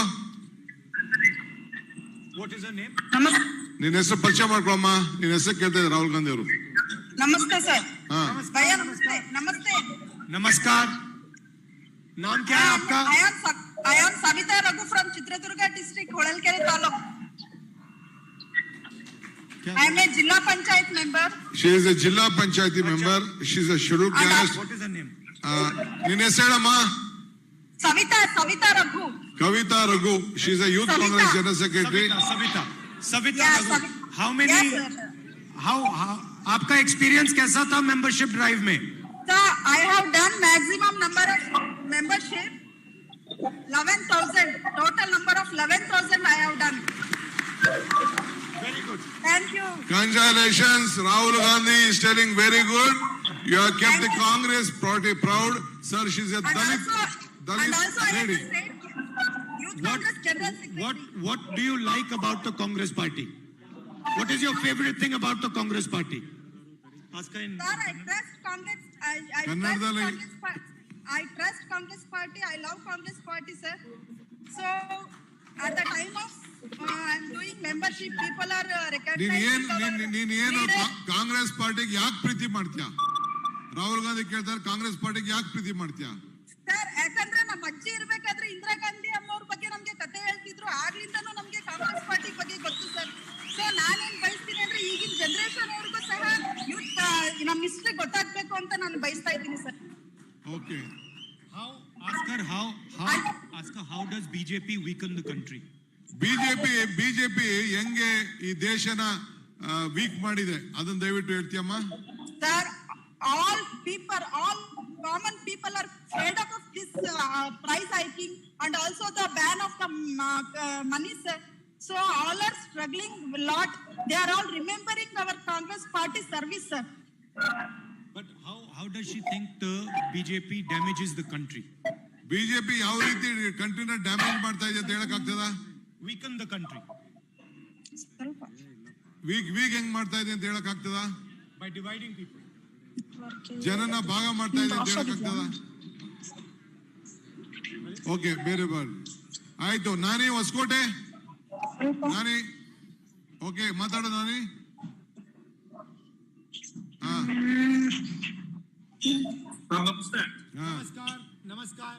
ನಮಸ್ಕಾರ. ಮಾಡಿ ಸರ್, ಹೊಸಕೋಟೆಯಿಂದ ನಾಣಿ ಅಂತ. कैसे हो आप? अच्छा हूँ सर. कैसे हो सर आप? मैं ठीक हूँ। मेंबरशिप कैसे गई आपकी? सर मेंबरशिप में मैं तब भी गया था बूथ पे, सिर्फ एक प्रश्न पूछा थे लोग ने, वो क्या पूछते हैं, हम लोगों का प्रॉब्लम कैसे, आप कैसे पूछते हो हमारा लोकल एमएलए को और नहीं तो ब्लॉक प्रेसिडेंट को कैसे पूछना है? तो मेरा सजेशन एक है sir, my suggestion is that we have to strengthen the booth committee, sir. First, we have to strengthen the booth committee. We have to be very careful about the booth committee. We have to monitor. It has to be monitored by the block president, sir. It has to be. They have to conduct a meeting at least once in a month, sir. They have to conduct a meeting so that we can strengthen the booth. While in the elections time, we can strengthen the booth, and they will have the personal contact number of the booth president and the booth members. It will be very easy to conduct the meeting, and we can have a very good I agree with you. You are absolutely correct, and we are going to do this. Yes, sir. We have to do that because nice speaking to you. Namaskar. Thank you. Thank you, sir. Mr. Kandreji is looking after the membership. The highest enroller, some 10 members, please come. You have a just photograph and you will have a certificate. Certificate is now not with you. Sir, ee kade idare. Sir. Bidi. Aayt, bidi. Ee kade, sir. She is Vinoda. Hello. She is Pallavi. Come here, sir. Congress ಪಕ್ಷಕ್ಕೆ ಸದಸ್ಯರಾಗಿ join Congress ಬನ್ನಿ, ಕಾಂಗ್ರೆಸ್ ಸೇರಿ join Congress.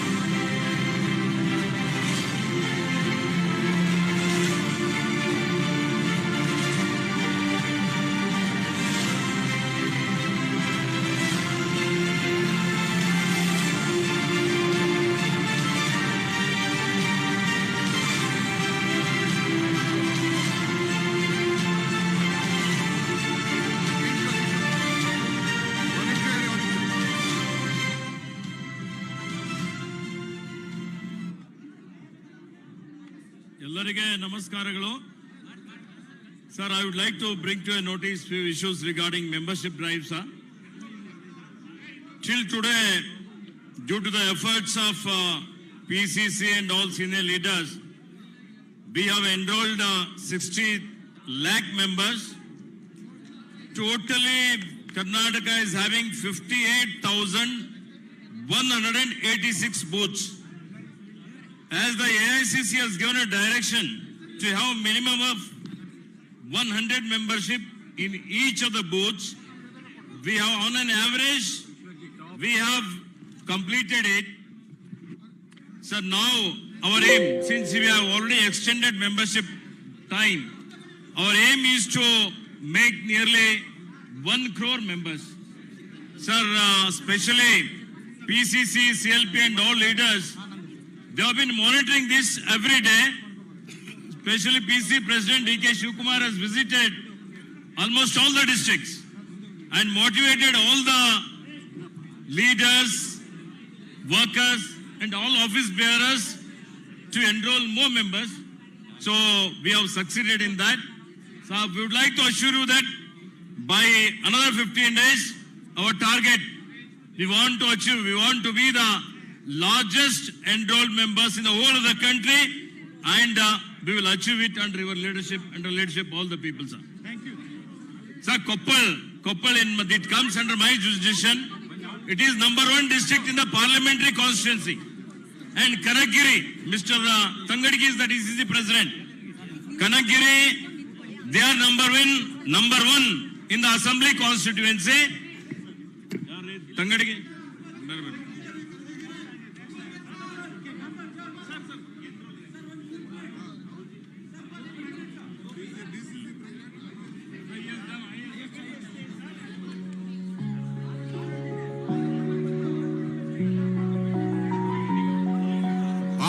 days Iqbal Ansari was there. Now Kankiri has come. Again he may come again. Again we have to do it. One more announcement.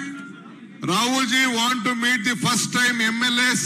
All first time MLAs should be in the KPCC in the town hall. There is a town hall underground. There is a hall. Only first time MLAs, young MLAs you wanted to meet. After this you wanted to meet. And all Mahila Congress leaders, you have to come back here. Pushpa Manath, your team will not be there. Again, all including ex-MLAs, all Mahila leaders will have to come back along with the Youth Congress. There the meeting has been cancelled. Alli cancel agide. ವಾಪಸ್ ಇಲ್ಲಿಗೆ ಬರಬೇಕು. ಎಲ್ಲರಿಗೂ ನಮಸ್ಕಾರ. ಈಗ ವಂದನಾರ್ಪಣೆ ರಾಮಲಿಂಗಾರೆಡ್ಡಿ ಅವರು ವಂದನಾರ್ಪಣೆ ಮಾಡಬೇಕು ಮತ್ತೆ ರಾಷ್ಟ್ರಗೀತೆ ಇದೆ ದಯವಿಟ್ಟು